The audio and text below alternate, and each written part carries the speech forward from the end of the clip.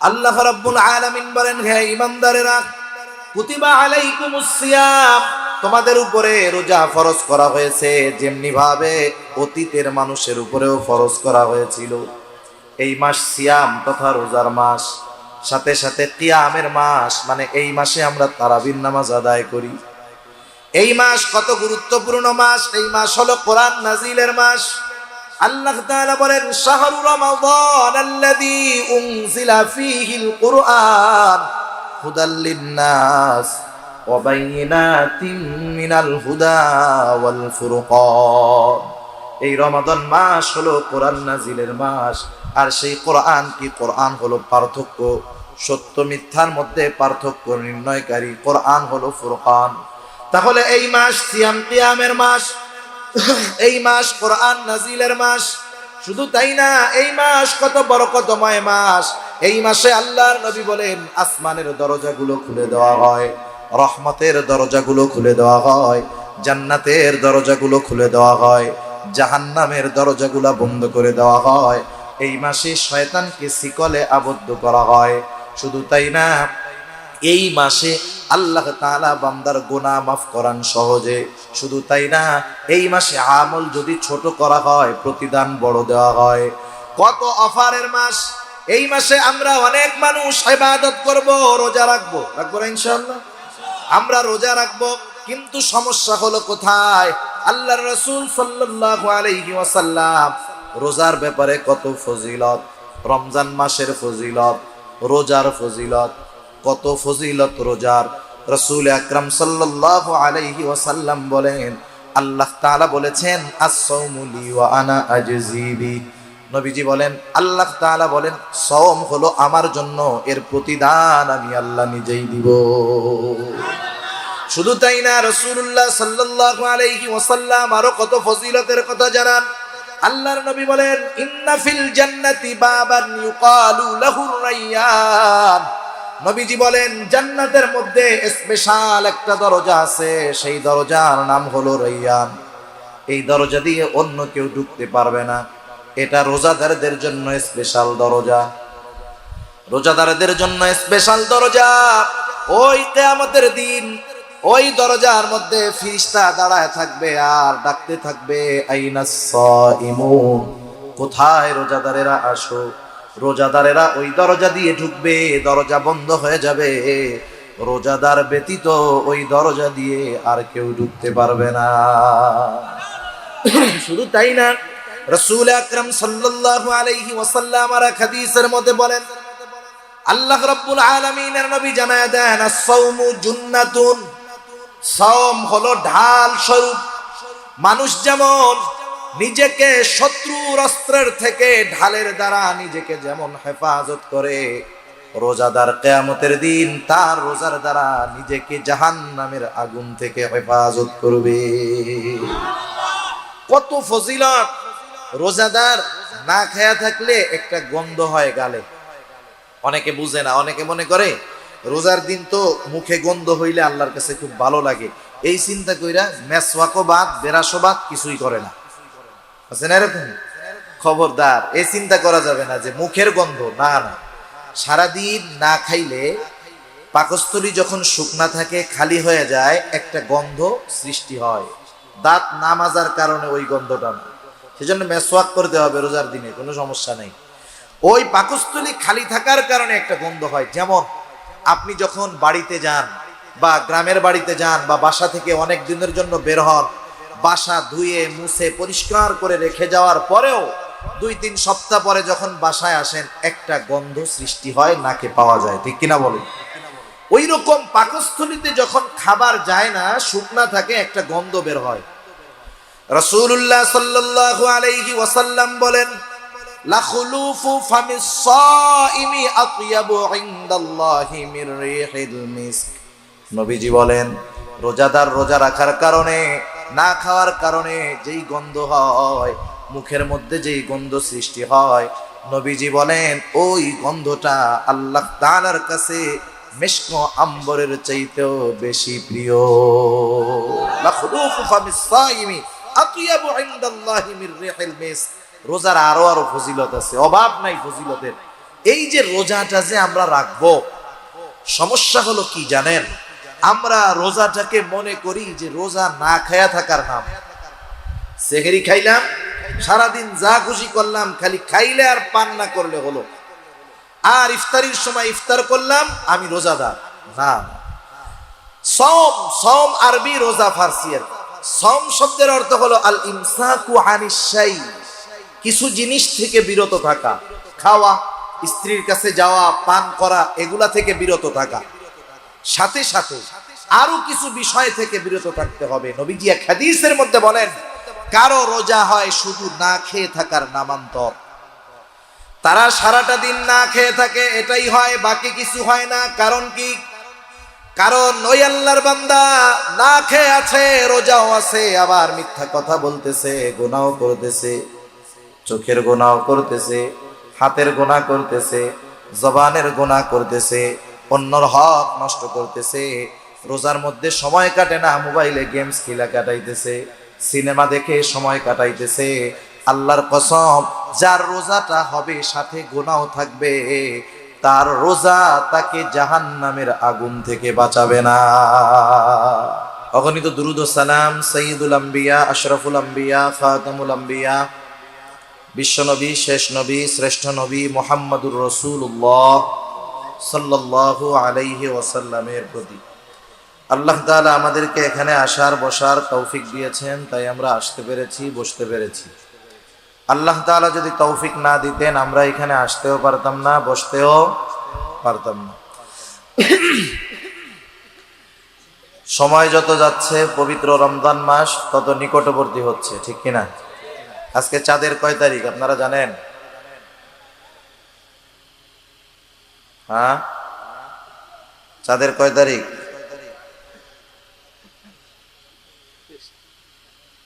আজকে চাঁদের কয় তারিখ আমরা কেউ জানি না। 22 তারিখ। কয় তারিখ? রাসূলুল্লাহ সাল্লাল্লাহু আলাইহি ওয়াসাল্লাম বলেন, আহসু হিলাল শাবান আলি রমাদান, তোমরা রমজানের জন্য, রোজার জন্য এই চাঁদের হিসাব রাখো। আহসু হিলাল শাবান, শাবানের চাঁদের তারিখগুলা তোমরা গণনা করো, হিসাব করো। কেন? লি রমাদান, রমাদানের জন্য। আজকে ইংরেজি কয় তারিখ জানেন? হ্যাঁ, অনেকে জানলেও এখন বলবে না। আজকে 24 তারিখ। এটা যারা জানেন, এটা জানলে সওয়াবও নাই, না জানলে গুনাহও নাই। কিন্তু একটা এলাকার মধ্যে যদি সব মানুষ আরবি তারিখ না জানে, তাহলে সবার গুনাহগার হইতে হবে। কমপক্ষে কিছু মানুষের এটা জানা দরকার, কারণ এই তারিখগুলোর সাথে, চন্দ্র তারিখের সাথে আমাদের প্রত্যেকটা ইবাদত সম্পৃক্ত। রোজা বলেন, যাকাত বলেন, হজ বলেন, এগুলার সাথে চন্দ্র মাসের, চন্দ্র তারিখের সাথে সম্পর্ক। সৌর বর্ষের সাথে এগুলার কোনো সম্পর্ক নাই। জানাজার নামাজ ফরজে কিফায়া, কয়েকজন যদি আদায় করে, এলাকার সবার পক্ষ থেকে আদায় হয়ে যায়, সবাই গুনাহ থেকে বেঁচে যায়। এই তারিখগুলার বিষয় এরকম, যদি সবাই, সবার পক্ষ থেকে কিছু মানুষ এটার হিসাব রাখে, তাহলে সবাই মোটামুটি বেঁচে গেল। যদি কেউ নাই জানে, তাইলে সবাই গুনার ভাগীদার হওয়া লাগবে। সেজন্য এই তারিখগুলো আমরা হিসাব রাখবো, আমরা গণনা করব। ঠিক আছে ইনশাআল্লাহ? আল্লাহ তাআলা তৌফিক দিক, জোরে বলি আমিন। আমি আপনাদের খেদমতে পবিত্র কোরআনুল কারীমের একটা আয়াত ও রাসূল আকরাম সাল্লাল্লাহু আলাইহি ওয়াসাল্লামের অগণিত হাদিস থেকে নসিহত মাখা একটা হাদিস আপনাদের খেদমতে পাঠ করেছি। উক্ত আয়াতে কারীমার মধ্যে আল্লাহ সুবহানাহু ওয়া তাআলা রাসূল আকরাম সাল্লাল্লাহু আলাইহি ওয়াসাল্লামকে উম্মতকে নসিহত করার জন্য, উপদেশ দেওয়ার জন্য, ওয়াজ করার জন্য আল্লাহ তাআলা আদেশ করেছেন। উম্মতকে নসিহত করার জন্য, ওয়াজ করার জন্য আল্লাহ তাআলা আদেশ করেছেন। আল্লাহ রাব্বুল আলামিন বলেন, ওয়াযাক্কির ফাইন্নায যিকরা তানফাউল মুমিনিন। আল্লাহ রাব্বুল আলামিন বলেন, নবীকে আপনি নসিহত করেন, উপদেশ দেন। কেন নসিহত করবেন, কেন উপদেশ দিবেন? আল্লাহ রাব্বুল আলামিনই বলেন, ফাইন্নায যিকরা তানফাউল মুমিনিন, কারণ ওয়াজ, নসিহত, উপদেশ এটা হলো মুমিনের জন্য উপকারী। রাসূল আকরাম সাল্লাল্লাহু আলাইহি ওয়াসাল্লাম সেই জন্য নসিহত করেছেন। আল্লাহ রাব্বুল আলামিন যে শুধু রাসূলুল্লাহ সাল্লাল্লাহু আলাইহি ওয়াসাল্লামকে নসিহত করতে বলেছেন বিষয়টা এমন নয়, বরং পবিত্র কোরআনুল কারীমের মধ্যে আল্লাহ রাব্বুল আলামিন বান্দার জন্য ওয়াজ করেছেন।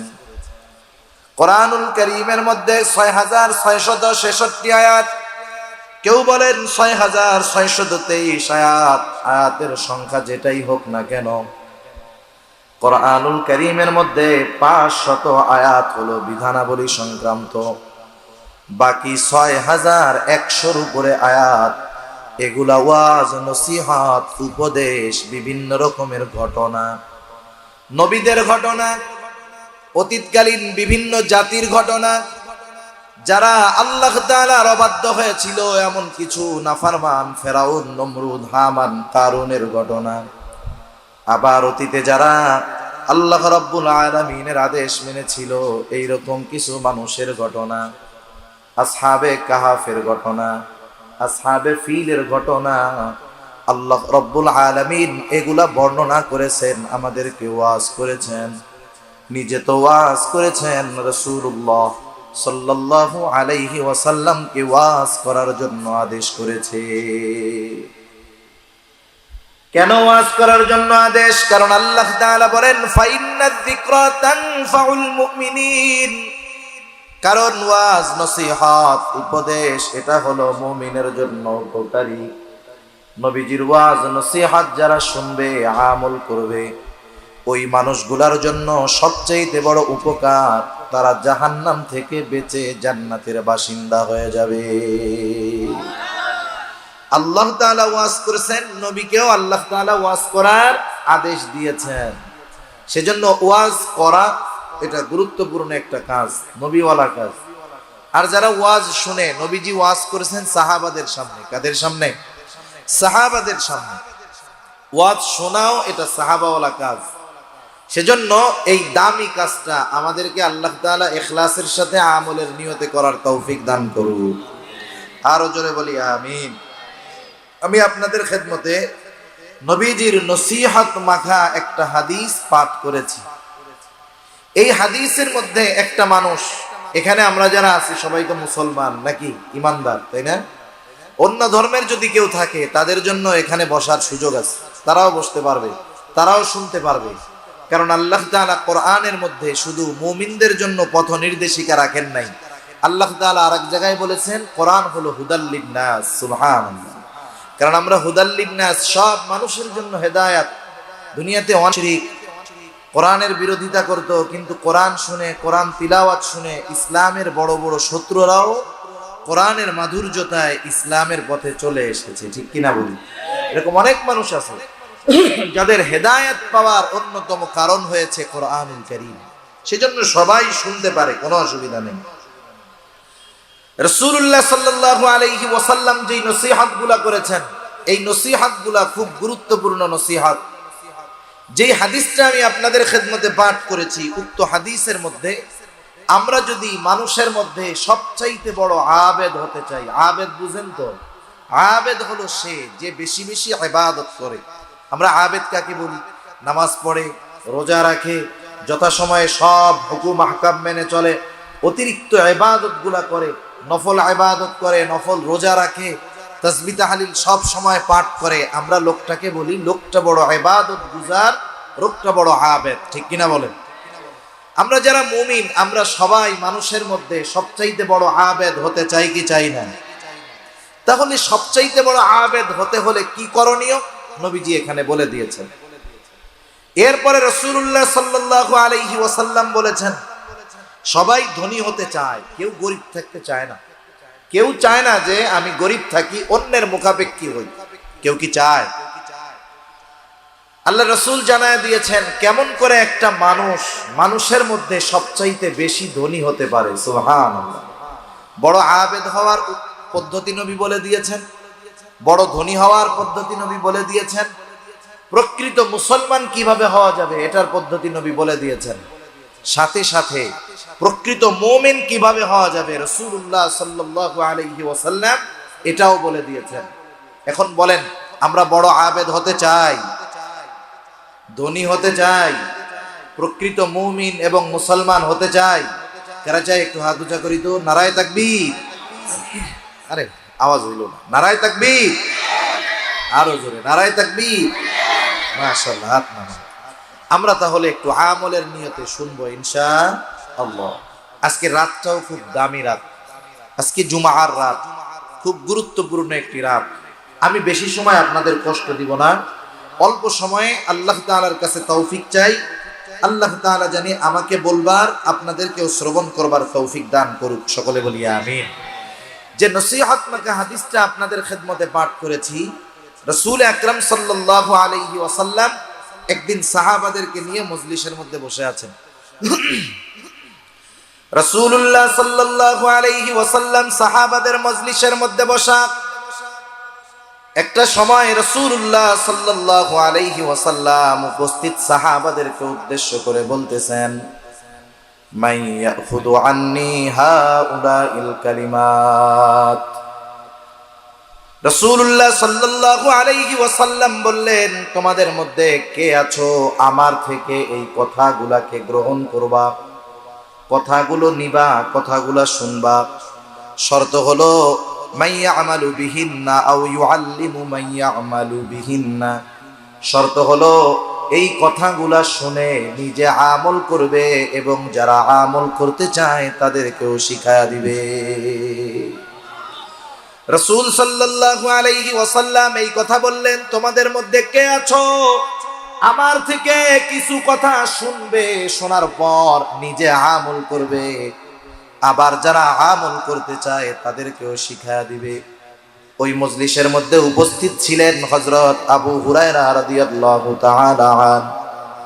রাসূলুল্লাহ সাল্লাল্লাহু আলাইহি ওয়াসাল্লামের থেকে সবচাইতে বেশি হাদিস যিনি বর্ণনা করেছেন তার নাম হলো হযরত আবু হুরায়রা রাদিয়াল্লাহু তাআলা আন। আল্লাহর নবীর সংস্পর্শে, আল্লাহর নবীর কাছে সে অবস্থান করেছে মাত্র 3 বছর।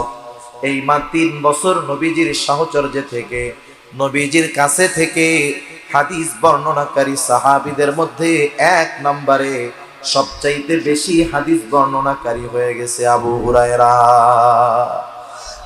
সে সব সময় রাসূল সাল্লাল্লাহু আলাইহি ওয়াসাল্লামের কাছে থাকতো। কত কষ্ট, খাবারের কষ্ট, ঘুমের কষ্ট, এরপরেও সব সময় নবীজির কাছে কাছে উনি থাকতেন। আল্লাহর রাসূল এই কথাগুলা বলার সাথে সাথে হযরত আবু হুরায়রা রাদিয়াল্লাহু তাআলা আনহু বললেন, আমি বললাম, ইয়া রাসূলুল্লাহ, আমি আছি। কুলতু আনা ইয়া রাসূলুল্লাহ, হে আল্লাহর রাসূল, আমি আবু হুরায়রা কথাগুলা শুনবো, শুধু শুনবো তাই নয়, নিজে আমল করব, আবার যারা আমল করতে চায় তাদেরকেও শিখায়া দিব। হযরত আবু হুরায়রা রাদিয়াল্লাহু তাআলা আনহু আল্লাহর রাসূলের কাছে আসলেন। তিনি বলেন, ফাখাযা বিয়াদি ফাআদ্দা খামসা। রাসূল সাল্লাল্লাহু আলাইহি ওয়াসাল্লাম আমার হাতটাকে শক্ত করে ধরলেন। একটা মানুষ কখন আরেকজনের হাত ধরবে? যখন তার সাথে সম্পর্ক ভালো, অথবা অনেক সময় দেখবেন গুরুত্বপূর্ণ কথা বলার সময়, বন্ধু হোক, ভাই হোক, বাবা হোক, অনেক মানুষ আছে সাথে গুরুত্বপূর্ণ কথা বলার সময় হাতটা শক্ত করে ধরে মনোযোগটা তার দিকে নেয়। রাসূলুল্লাহ সাল্লাল্লাহু আলাইহি ওয়াসাল্লাম আবু হুরায়রা রাদিয়াল্লাহু তাআলা আনহুর হাত ধরলেন। আবু হুরায়রা বলেন, ফাহাদ্দা খামসান, গুনে গুনে নবীজি আমাকে 5টা উপদেশ দিলেন। কয়টা উপদেশ? আরো জোরে বলেন, কয়টা? 5টা উপদেশ দিলেন। 1 নম্বরে নবীজি বললেন, ও আবু হুরায়রা, ইত্তাকিল মাহারিমা তাকুন আবাদান নাস। রাসূলুল্লাহ সাল্লাল্লাহু আলাইহি ওয়াসাল্লাম 1 নম্বরে বললেন, ও আবু হুরায়রা, তুমি সকল প্রকার নিষিদ্ধ বিষয় থেকে বেঁচে থাকো, হারাম থেকে বেঁচে থাকো, পাপ থেকে বাঁচো, গুনার থেকে বাঁচো। ইত্তাকিল মাহারিম, সকল হারাম থেকে বেঁচে থাকো। তাহলে লাভটা কি হবে আবু হুরায়রা? যদি তুমি সব হারাম থেকে, নিষিদ্ধ বিষয় থেকে বাঁচতে পারো, তাকুন আবাদান নাস, তুমি নিষিদ্ধ বিষয় হারাম জিনিস থেকে বাঁচো, তাহলে তুমি মানুষের মধ্যে সবচাইতে বড় আবেদ হয়ে যাবা। আর আমরা আবেদ কাকে বলি? যে নামাজ পড়ে, রোজা রাখে, তাহাজ্জুদ পড়ে, আওয়াবিন পড়ে, ইশরাক পড়ে, তাসবিহ তাহলিল পড়ে, সব নফল ইবাদত করে। আমরা মনে করি তারা আবেদ। এগুলা করার জন্য যে অনুৎসাহিত করা হচ্ছে তা না। সমস্যাটা কোথায় একটু বুঝেন। এগুলাও করে আবার গুনাহও করে। লোক আছে না নাই? মনে করেন এমন মানুষ হয়তো আপনাদের এলাকায়ও থাকতে পারে, আমাদের এলাকায়ও আছে, নিজে 5 ওয়াক্ত নামাজ যথা সময়ে পড়ে, কোনো নফল নামাজ বাদ যায় না, নফল রোজাগুলা বাদ যায় না, প্রতি সোম বৃহস্পতিবার রোজা রাখে, আইয়াম বিদের নফল রোজাগুলা রাখে, আবার হজও করেছে, তাসবিহ তাহলিল সব সময় পাঠ করে, সে পরিপূর্ণ ইবাদতের মধ্যে থাকে, কিন্তু তার স্ত্রী, তার কন্যা পর্দা করে না। এমন ইবাদতওয়ালা লোক আছে না নাই? মনে রাখতে হবে, এই লোকটা যদিও ইবাদত করতেছে কিন্তু গুনাহ ছাড়তে পারে নাই, পরিবারকে গুনাহ থেকে বিরত রাখতে পারে নাই, প্রকৃত পক্ষে লোকটা আবেদ হতে পারে না। সেজন্য নিষিদ্ধ বিষয় থেকে বাঁচলে আবেদ হওয়া যায়। রাসূলুল্লাহ সাল্লাল্লাহু আলাইহি ওয়াসাল্লাম সেই জন্য বলেন, ইত্তাকিল মাহারিমা তাকুন আবাদান নাস। এই যে রমাদান মাস আসতেছে, কত গুরুত্বপূর্ণ একটি মাস, কত ফজিলতময় একটা মাস। এই মাস ফজিলতে ভরপুর, কতগুলা ফজিলত, আলাদা একটা বয়ান করা যাবে শুধু এই মাসের ফজিলত নিয়ে। এই মাসটা হলো সিয়াম কিয়ামের মাস। এই মাসে আল্লাহ রোজা ফরজ করেছেন। আল্লাহ তাআলা বলেন, ইয়া আইয়ুহাল্লাযীনা আমানু কুতিবা আলাইকুমুস সিয়াম কামা কুতিবা আলাল্লাযীনা মিন ক্বাবলিকুম লাআল্লাকুম তাত্তাকুন। আল্লাহ রাব্বুল আলামিন বলেন, হে ঈমানদারেরা, কুতিবা আলাইকুমুস সিয়াম, তোমাদের উপরে রোজা ফরজ করা হয়েছে, যেমনি ভাবে অতীতের মানুষের উপরেও ফরজ করা হয়েছিল। এই মাস সিয়াম তথা রোজার মাস, সাথে সাথে কিয়ামের মাস, মানে এই মাসে আমরা তারাবির নামাজ আদায় করি। এই মাস কত গুরুত্বপূর্ণ মাস। এই মাস হলো কোরআন নাজিলের মাস। আল্লাহ তাআলা বলেন, শাহরু রমাদান আল্লাযী উনজিলা ফীহিল কুরআন হুদাল লিন-নাস ওয়া বাইয়িনাতিন মিনাল হুদা ওয়াল ফুরকান। এই রমাদান মাস হলো কোরআন নাজিলের মাস। আর সেই কোরআন কি? কোরআন হলো পার্থক্য, সত্য মিথ্যার মধ্যে পার্থক্য নির্ণয়কারী। কোরআন হলো ফুরকান। তাহলে এই মাস সিয়াম কিয়ামের মাস, এই মাস কোরআন নাজিলের মাস। শুধু তাই না, এই মাস কত বরকতময় মাস। এই মাসে আল্লাহর নবী বলেন, আসমানের দরজাগুলো খুলে দেওয়া হয়, রহমতের দরজাগুলো খুলে দেওয়া হয়, জান্নাতের দরজাগুলো খুলে দেওয়া হয়, জাহান্নামের দরজাগুলো বন্ধ করে দেওয়া হয়। এই মাসে শয়তানকে শিকলে আবদ্ধ করা হয়। শুধু তাই না, এই মাসে আল্লাহ তাআলা বান্দার গুনাহ মাফ করান সহজে। শুধু তাই না, এই মাসে আমল যদি ছোট করা হয়, প্রতিদান বড় দেওয়া হয়। কত অফারের মাস। এই মাসে আমরা অনেক মানুষ ইবাদত করব, রোজা রাখবো না ইনশাআল্লাহ? আমরা রোজা রাখবো, কিন্তু সমস্যা হলো কোথায়? আল্লাহর রাসূল সাল্লাল্লাহু আলাইহি ওয়াসাল্লাম রোজার ব্যাপারে কত ফজিলত, রমজান মাসের ফজিলত, রোজার ফজিলত, কত ফজিলত রোজার। রাসূল আকরাম সাল্লাল্লাহু আলাইহি ওয়াসাল্লাম বলেন, আল্লাহ তাআলা বলেছেন, আস-সাওমু লি ওয়া আনা আজজি বি। নবীজি বলেন, আল্লাহ তাআলা বলেন, সাওম হলো আমার জন্য, এর প্রতিদান আমি আল্লাহ নিজেই দিব। শুধু তাই না, রাসূলুল্লাহ সাল্লাল্লাহু আলাইহি ওয়াসাল্লাম আরো কত ফজিলতের কথা জানান। আল্লাহর নবী বলেন, ইন্না ফিল জান্নাতি বাবান ইউকালু লাহুর রায়্যান। নবীজি বলেন, জান্নাতের মধ্যে স্পেশাল একটা দরজা আছে, সেই দরজার নাম হলো রায়্যান। এই দরজা দিয়ে অন্য কেউ ঢুকতে পারবে না। এটা রোজাদারদের জন্য স্পেশাল দরজা, রোজাদারদের জন্য স্পেশাল দরজা। ওই কিয়ামতের দিন ওই দরজার মধ্যে ফেরেশতা দাঁড়ায় থাকবে আর ডাকতে থাকবে, আইনাস সাইমুন, কোথায় রোজাদারেরা, আসো। রোজাদারেরা ওই দরজা দিয়ে ঢুকবে, দরজা বন্ধ হয়ে যাবে। রোজাদার ব্যতীত ওই দরজা দিয়ে আর কেউ ঢুকতে পারবে না। শুধু তাই না, রাসূল আকরাম সাল্লাল্লাহু আলাইহি ওয়াসাল্লাম আর হাদিসের মধ্যে বলেন, আল্লাহ রাব্বুল আলামিনের নবী জানায় দেন, আস-সাওমু জুন্নাতুন, সাওম হলো ঢাল স্বরূপ। মানুষ যেমন নিজেকে শত্রুর অস্ত্রের থেকে ঢালের দ্বারা নিজেকে যেমন হেফাজত করে, রোজাদার কিয়ামতের দিন তার রোজার দ্বারা নিজেকে জাহান্নামের আগুন থেকে হেফাজত করবে। কত ফজিলত! রোজাদার না খেয়া থাকলে একটা গন্ধ হয় গালে, অনেকে বুঝে না, অনেকে মনে করে রোজার দিন তো মুখে গন্ধ হইলে আল্লাহর কাছে খুব ভালো লাগে, এই চিন্তা কইরা মেসওয়াকও বাদ বেরাসও বাদ কিছুই করে না। আছে না এরকম? খবরদার, এই চিন্তা করা যাবে না যে মুখের গন্ধ, না না। সারাদিন না খাইলে পাকস্থলী যখন শুকনা থাকে, খালি হয়ে যায়, একটা গন্ধ সৃষ্টি হয়, দাঁত না মাজার কারণে ওই গন্ধটা না। সেজন্য মেসওয়াক করতে হবে রোজার দিনে, কোনো সমস্যা নেই। ওই পাকস্থলী খালি থাকার কারণে একটা গন্ধ হয়। যেমন আপনি যখন বাড়িতে যান বা গ্রামের বাড়িতে যান বা বাসা থেকে অনেক দিনের জন্য বের হন, বাসা ধুয়ে মুছে পরিষ্কার করে রেখে যাওয়ার পরেও 2-3 সপ্তাহ পরে যখন বাসায় আসেন, একটা গন্ধ সৃষ্টি হয়, নাকে পাওয়া যায়, ঠিক কিনা বলুন? ওই রকম পাকস্থলীতে যখন খাবার যায় না, শুকনা থাকে, একটা গন্ধ বের হয়। রাসূলুল্লাহ সাল্লাল্লাহু আলাইহি ওয়াসাল্লাম বলেন, লা খুলুফু ফামিস সাইমি আতয়াবু ইনদাল্লাহি মির রিহিল মিস্ক। নবীজি বলেন, রোজাদার রোজা রাখার কারণে, না খাওয়ার কারণে যেই গন্ধ হয়, মুখের মধ্যে যেই গন্ধ সৃষ্টি হয়, নবীজি বলেন ওই গন্ধটা আল্লাহ তাআলার কাছে মিশক আম্বরের চাইতেও বেশি প্রিয়। লা খুলুফু ফামিস সাইমি আতয়াবু ইনদাল্লাহি মির রিহিল মিস্ক। রোজার আরো ফজিলত আছে, অভাব নাই ফজিলতের। এই যে রোজাটা যে আমরা রাখবো, সমস্যা হলো কি জানেন? আমরা রোজাটাকে মনে করি যে রোজা না খায়া থাকার নাম।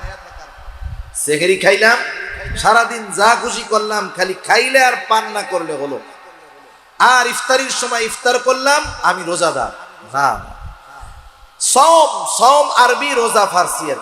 সওম শব্দের অর্থ হলো আল ইমসাকু আনিশ শাই, কিছু জিনিস থেকে বিরত থাকা, খাওয়া, স্ত্রীর কাছে যাওয়া, পান করা, এগুলা থেকে বিরত থাকা। সাথে সাথে আরো কিছু বিষয় থেকে বিরত থাকতে হবে। নবীজি এক হাদিসের মধ্যে বলেন, কারো রোজা হয় শুধু না খেয়ে থাকার নামান্তর। তারা সারাটা দিন না খেয়ে থাকে, এটাই হয়, বাকি কিছু হয় না। কারণ কি? কারণ ওই আল্লাহর বান্দা না খেয়ে আছে, রোজাও আছে, আবার মিথ্যা কথা বলতেছে, গুনাহ করতেছে, চোখের গুনাহ করতেছে, হাতের গুনাহ করতেছে, জবানের গুনাহ করতেছে, অন্যর হক নষ্ট করতেছে। রোজার মধ্যে সময় কাটে না, মোবাইলে গেমস খেলা কাটাইতেছে, সিনেমা দেখে সময় কাটাইতেছে।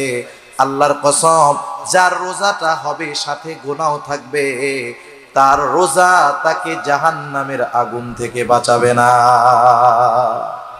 তার রোজা তাকে জাহান্নামের আগুন থেকে বাঁচাতে পারবে না। এজন্য নবীজি বলেন, কারো রোজা হয় না খেয়ে থাকার নামান্তর, এর দ্বারা কোনো মতে ফরজ আদায় হয়ে যায়, কিন্তু এক্সট্রা ফজিলত পাওয়া যায় না। মনে করেন 100-র মধ্যে 33 পাইলে পাস। কত পাইলে পাস?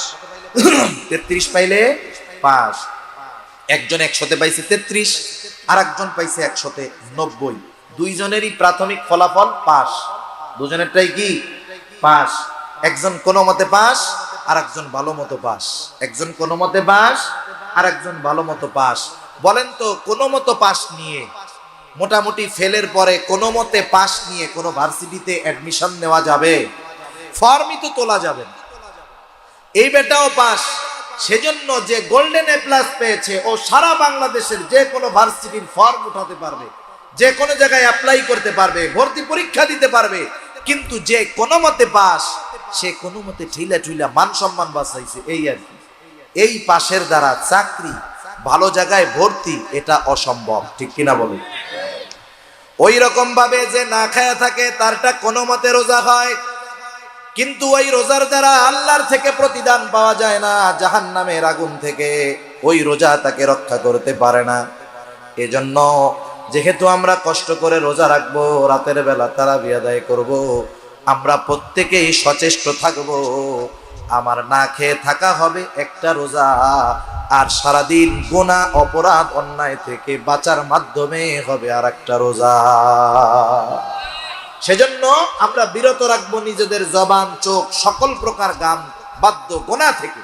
ওই সময় তো করবোই, সব সময়ের জন্য সবগুলা ছাড়বো, কিন্তু ওই সময়ের জন্য স্পেশাল ভাবে ত্যাগ করার অভ্যাস করব। কারণ কি? কারণ রোজা আমাদেরকে আত্মসংযমের শিক্ষা দিবে, রোজা আমাদেরকে গুনাহমুক্ত জিন্দেগি গঠনের শিক্ষা দিবে। ওই কথাই নবীজি বলতেছেন, ও আবু হুরায়রা, ইবাদত করে কেউ আবেদ হতে পারে না যদি সাথে সে গুনাহ করে। তুমি ইবাদত করবা, গুনাহগুলো আগে ছাড়ো। তুমি গুনাহ ছাড়ো, অল্প ইবাদত করলেও, দুনিয়ার মানুষ আবেদ না বললেও আল্লাহর দরবারে তুমি আবেদ বলে গৃহীত হয়ে যাবা। সুবহান। সেজন্য নবীও বলেন, আল্লাহ তাআলা বেশি ইবাদত চায় না। রাসূল আকরাম সাল্লাল্লাহু আলাইহি ওয়াসাল্লাম বলেন, আখলিস দীনাকা ইয়াকফিকাল আমালুল কলিল। তোমার ঈমান খাঁটি করো, অল্প আমল নাজাতের জন্য যথেষ্ট হয়ে যাবে। সেজন্য গুনাহমুক্ত আমল যদি হয়, গুনাহমুক্ত জিন্দেগি যদি হয়, গুনাহমুক্ত জিন্দেগি গঠনের অভ্যাস যদি হয়ে যায়, পাপ মুক্ত জিন্দেগি যদি আমরা গঠন করতে পারি, আমরা আমল অল্প করলেও আল্লাহর দরবারে আবেদ বলে স্বীকৃতি হয়ে যায়।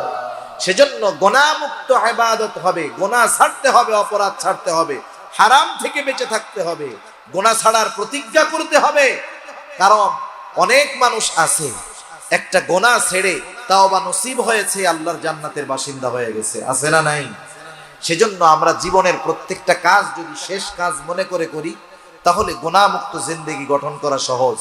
আরে গুনাহ ছেড়ে নেকের কাজ করে নাই, গুনাহ ছাড়ছে, তাওবা করছে, ও আল্লাহর দরবারে প্রিয় বান্দা হয়ে আল্লাহর দরবারে হাজির হয়েছে। সুবহানাল্লাহ। সেজন্য গুনাহ ছাড়ার দরকার, পাপ মুক্ত জিন্দেগি দরকার। রাসূলুল্লাহ সাল্লাল্লাহু আলাইহি ওয়াসাল্লাম সাহাবাদের সামনে ইসরাইলের এক জালেমের ঘটনা বারবার বর্ণনা করে শোনাইছেন। রাসূলুল্লাহ সাল্লাল্লাহু আলাইহি ওয়াসাল্লাম বলেন, অতীতকালে ইসরাইলের মধ্যে একজন জালেম ছিল। জালেম, সেই জালেমের নাম হলো কিফিল। হাদিসের মধ্যে আসছে কাফালা, কিফিল হলো তার নাম। এই লোকটার ব্যাপারে নবীজি বলেন, এমন কোন গুনাহ নাই যেটা কিফিল করে নাই, এমন কোন গুনাহ নাই যেটা কিফিল করে নাই। রাসূল আকরাম সাল্লাল্লাহু আলাইহি ওয়াসাল্লাম বলেন, একদিন ওই জালেম কিফিলের কাছে একটা লোক আসছে, একটা মহিলা আসছে কিছু টাকা নেওয়ার জন্য। মহিলা জালেম কিফিলের কাছে এসে বলে, ও কিফিল, আমি অভাবে পড়েছি, কষ্টে আছি, কিফিল আমাকে কিছু সহযোগিতা করো, আমাকে কিছু টাকা ধার দাও।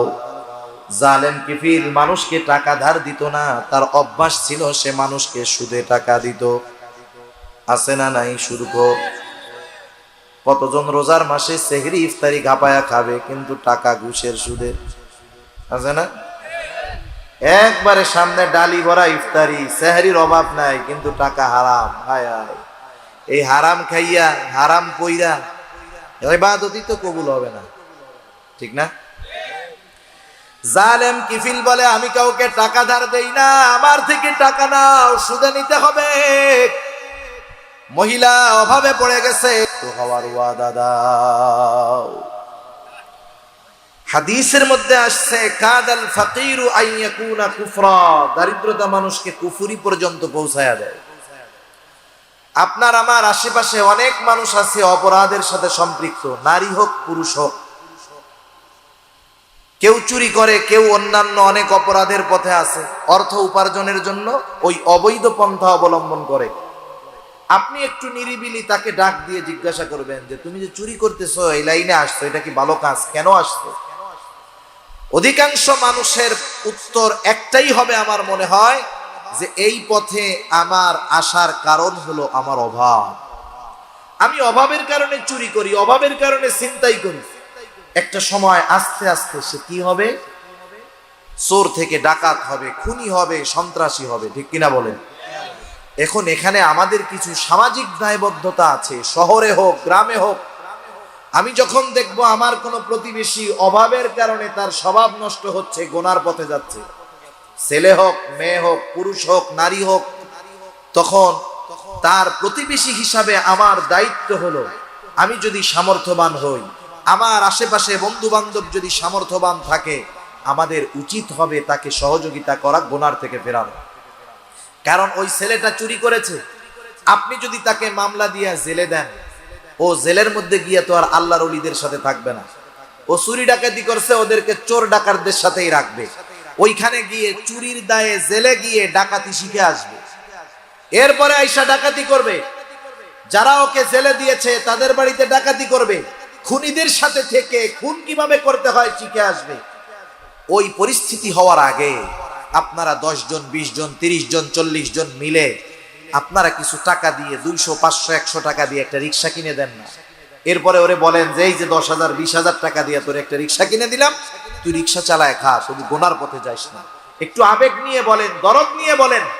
এই ছোট একটু সামাজিক কাজ, সমাজের কর্ম, 10 জনে মিলে একটু সহযোগিতা একটা মানুষকে পাপের থেকে ফেরাতে পারে, ঠিক কিনা বলেন?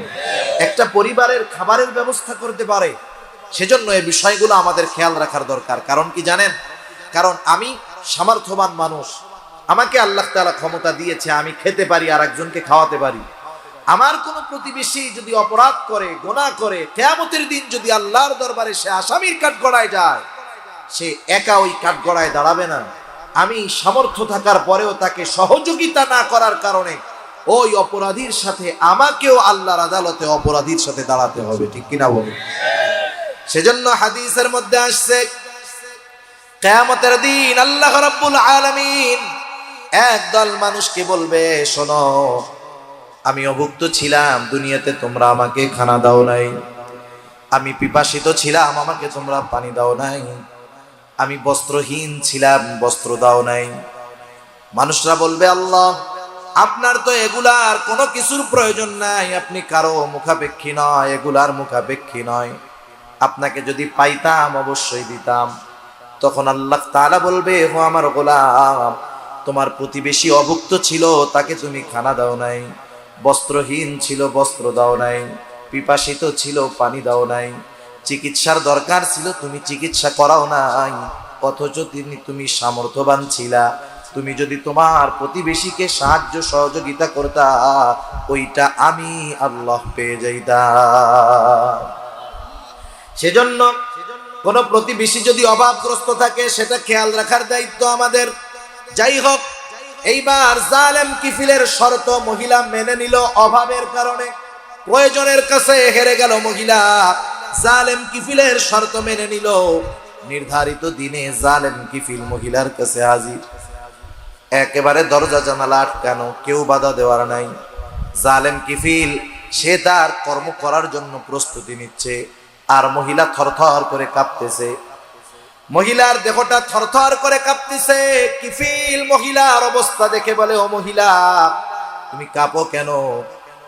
আমি তো তোমাকে জোর করি নাই, তুমি নিজে আমার শর্ত মেনে নিয়ে টাকা নিয়েছো, আমি তোমার উপরে কোনো প্রেসার ক্রিয়েট করি নাই। এইবার মহিলা বলতেছে, ও কিফিল, আমি তো কোনোদিন এই গুনাহ করি নাই, পাপের সাথে জড়াই নাই। ও কিফিল, আমার তো বড় ভয় হয়। ও কিফিল, তোমার সাথে জিনা করার পর আমি না জানি যদি মারা যাই, তাহলে কিয়ামতের দিন আল্লাহ রাব্বুল আলামিনের দরবারে আমি জিনাকারদের কাতারে আমাকে দাঁড়াতে হবে। আমি কান্না করতেছি আল্লাহর ভয়। কার ভয়? জোরে বলেন, কার ভয়? আল্লাহ তাআলার ভয়। জালেম কিফিলের একটা কথায় হয়তো অন্তরের পরিবর্তন চলে আসছে। সে হয়তো চিন্তা করছে, দেখো, আমি জীবনে কোন গুনাহ নাই করলাম না, অথচ মহিলা একটা গুনাহ করবে, তাও ইচ্ছা করে নয়, বাধ্য হইতেছে করতে, তাই তার এত ভয়। আর আমার জিন্দেগি তো গুনাহ ছাড়া কিছু নাই। তার মধ্যে তাওবার অনুভূতি, তাওবার অনুশোচনা জাগ্রত হলো, গুনার থেকে ফিরলো, তাওবা করলো। মহিলাকে টাকাগুলা দিয়া কাপড় পরে বলতেছে, ও মহিলা, তোমাকে টাকাগুলো আমি সদকা করে দিলাম। 60 দিরহাম ধার নিয়েছিল, সদকা করে দিলাম। আর শুনে রাখো, আজকে থেকে আমি আর কোনো গুনাহ করব না, পাপ করব না। জালেম কিফিল তওবা করে বাড়িতে চলে গেল।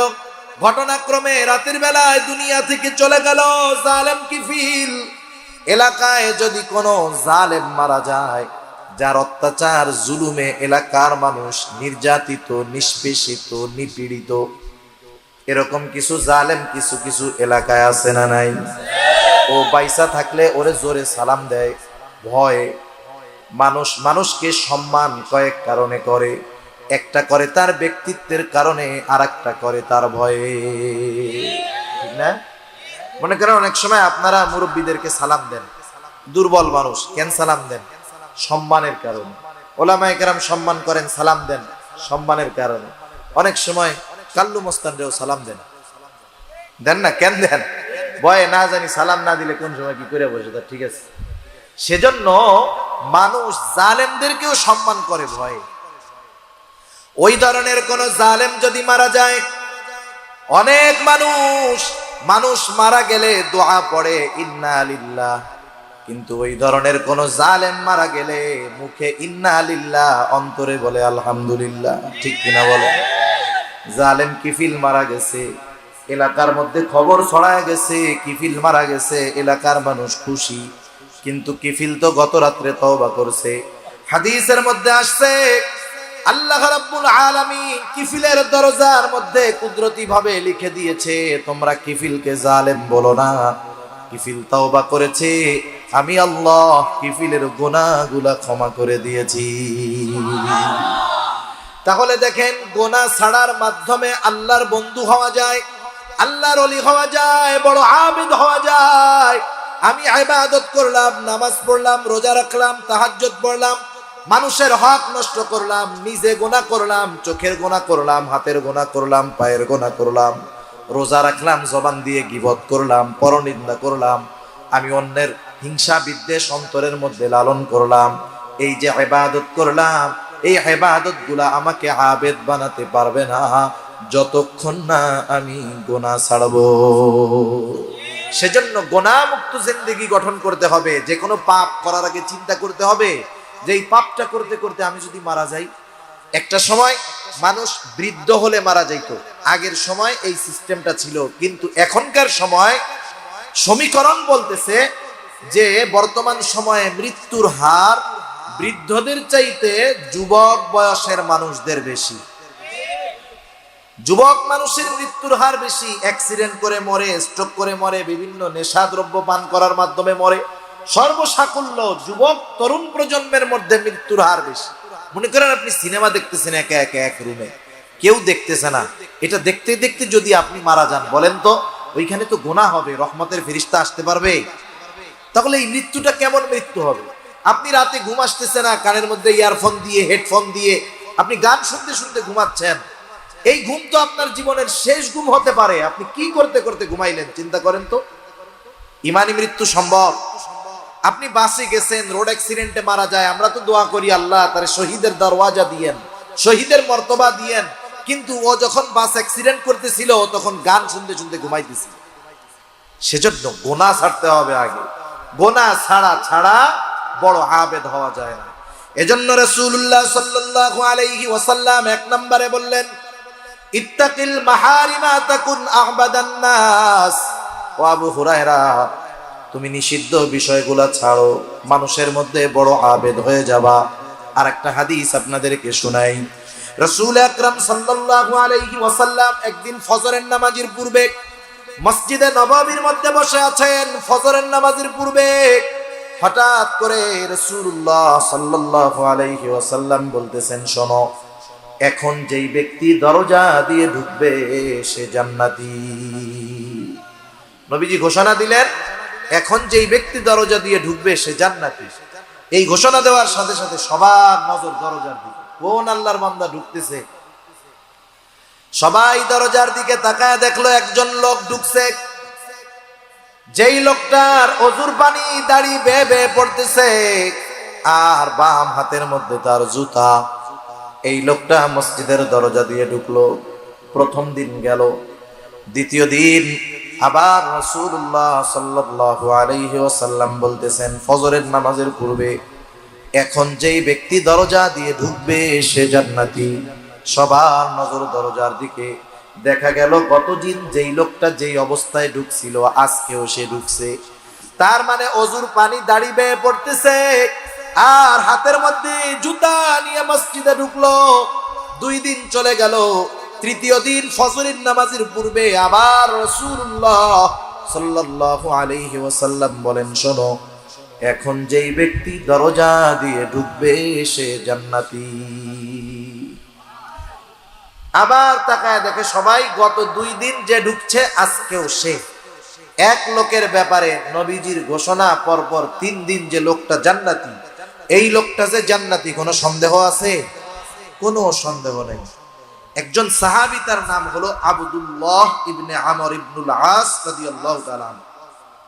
উনি চিন্তা করতেছেন এই লোকটার ব্যাপারে পরপর নবীজি 3 দিন জান্নাতি হওয়ার ঘোষণা দিল, ও যে জান্নাতি কোনো সন্দেহ নেই, কিন্তু ওর ব্যাপারে এমন ঘোষণা আসার কারণটা কি? আব্দুল্লাহ ইবনে আমর ইবনুল আস চিন্তা করলেন ওর বাড়িতে যাইতে হবে, থাকতে হবে, দেখতে হবে। আব্দুল্লাহ ইবনে আমর ইবনুল আস ওই লোকটার কাছে গিয়ে বলে, ও ভাই, আমি 3টা দিন তোমার বাড়িতে মেহমান হতে চাই, 3টা রাত তোমার বাড়িতে থাকবো। আমার খাবার টাবার কোনো কিছুর দরকার নাই, শুধু আমি 3টা রাত এশা থেকে ফজর তোমার বাড়িতে অবস্থান করব। লোকটা বলে, ঠিক আছে, কোনো অসুবিধা নাই। এইবার এশার নামাজ পড়ে 2 জন একসাথে বাড়িতে চলে গেল। স্বাভাবিক আল্লাহওয়ালা বুজুর্গ যারা, বড় আবেদ যারা, তারা রাতের নিরিবিলি সময়টাকে আল্লাহ তাআলাকে বেশি ডাকে, ঠিক কিনা বলেন? এইবার ওই লোকটা অপেক্ষা করতেছে, আব্দুল্লাহ ইবনে আমর ইবনুল আস অপেক্ষা করতেছে যে লোকটা কখন ঘুম থেকে উঠবে আর তার স্পেশাল আমলগুলা শুরু করে দিবে। অপেক্ষায় আছে, সারা রাত জেগে থাকলো আব্দুল্লাহ ইবনে আমর ইবনুল আস, কিন্তু লোকটার ঘুম থেকে উঠার নামে কোনো খবর নাই। ফজরের আজান দিল আর ঘুম থেকে উঠলো। প্রথম দিন সারা রাত জেগে থাকলো, কিন্তু কোনো আমল দেখলো না। দ্বিতীয় দিন রাত আবার চিন্তা করতেছে, আজকে বুঝি কিছু আমল করতে পারে, হয়তো গতকাল কোনো কারণে ঘুম থেকে উঠতে পারে নাই। আবার সারা রাত সজাগ, এশার নামাজ পড়ে ঘুমায়, ফজরের নামাজে উঠে চিন্তা করলো 2টা দিন চলে গেল, রাতে তো ঘুম থেকেই উঠলো না। এইবার তৃতীয় দিন অপেক্ষমান, সারা রাত সজাগ, আল্লাহর বান্দা আজকেও এশার নামাজ পড়ে ঘুমায়। এশার আজান না ফজরের আজান দিল আর ঘুম থেকে উঠলো। 3 দিন সারা রাত জেগে থেকে দেখলো কোনো আমল নাই। কি করলো সারা রাত? কিছুই না, খালি ঘুমাইছে। আব্দুল্লাহ ইবনে আমর ইবনুল আস রাদিয়াল্লাহু তাআলা আনহু উনার কৌতূহল আর দমন করে রাখতে পারেন নাই। এইবার লোকটাকে জিজ্ঞাসা করতেছে, ও ভাই, আমি পরপর 3টা রাত তোমার বাড়িতে অবস্থান করার কারণ হলো, আল্লাহর নবী, আমি তোমার বাড়িতে যেই 3 দিন অবস্থান করলাম তার আগের 3টা দিন ফজরের নামাজের পূর্বে তোমার ব্যাপারে জান্নাতি হওয়ার ঘোষণা দিয়েছেন। আমি একটু দেখতে চেয়েছিলাম তুমি কোন স্পেশাল আমল করো, যার কারণে আল্লাহর নবী তোমার ব্যাপারে জান্নাতের সুসংবাদ দিয়ে দিলেন। এই স্পেশাল আমলটা দেখার জন্য আসলাম, কিন্তু তুমি তো এশার নামাজ পড়ে ঘুমাও আর ফজরের আজান দিলে উঠো, কারণটা কি? এইবার লোকটা বলে, শোনো ভাই, রাসূলুল্লাহ সাল্লাল্লাহু আলাইহি ওয়াসাল্লাম যদি আমার ব্যাপারে এমনটা বলে থাকেন তো আলহামদুলিল্লাহ। তুমি যে আশায় রাত্রি যাপন করেছো যে আমি কোনো স্পেশাল আমল করি নাকি, তুমি শুধু শুধু রাত জেগেছো। তুমি আমাকে ওই 3 দিন যেমনটা দেখেছো, প্রতিটা দিন আমার এমন ভাবেই কেটে যায়। তার মানে আমি রাত্রে জাগিও না, কোনো নফল ইবাদতও করি না। যারা করে, অভ্যাস আছে যারা করেন, বাদ দিবেন না, এটা আমি অন্য জিনিসের জন্য বলতেছি। এখন দেখেন, তাহলে তুমি কোন আমলের কারণে এমন হয়েছে? বলে, হ্যাঁ, আমার একটা জিনিস মনে হয় এটার জন্য হতে পারে। আমি 5 ওয়াক্ত নামাজ পড়ি, 5 ওয়াক্ত নামাজ পড়ি, হারাম হালাল বেঁচে চলি, অন্যের হক নষ্ট করি না। যতটুকু ফরজ ওয়াজিব সুন্নাত আছে এইটুকু করি। বলেন, ফরজ ওয়াজিব সুন্নাত, সুন্নাতে মুআক্কাদা, এটা একটা মুমিনের জন্য স্বাভাবিক কর্ম, ঠিক কিনা বলেন? নামাজ পড়া এটা স্পেশাল কোনো ক্রেডিট না। আমি নামাজ পড়ি, নামাজি, এটা কোনো ক্রেডিট না। এটা আমার দায়িত্ব, এটা আমার কর্ম, এটা আল্লাহর পক্ষ থেকে আমার প্রতি আদেশ, এটা আমি করতে বাধ্য। তা আমি ওইগুলাই করি। আর অতিরিক্ত কি করি? যখন রাতে আমি ঘুমাইতে যাই, বিছানায় শোয়ার পরে আমাকে যারা কষ্ট দিয়েছে আমি তাদেরকেও মাফ করে দেই, আর কারো ব্যাপারে যদি আমার কোনো কষ্ট থাকে আমি তাদেরকেও মাফ করে দিই। সুবহান। মানে আমি আমার অন্তরটাকে ক্লিয়ার কইরা ঘুমাই।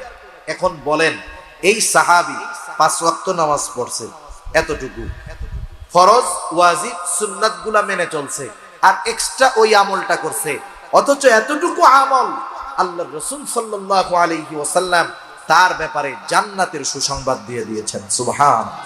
এজন্য আমি আপনাদেরকে বলতে চাই যে কথা, যে অনেক ইবাদত করার কথা আমি আপনাদের বলবো না, আমি অনুরোধ করব গুনাহ ছাড়েন, আর ফরজ ওয়াজিব সুন্নাতে মুআক্কাদা এতটুকুর মধ্যে জীবনটাকে আনেন।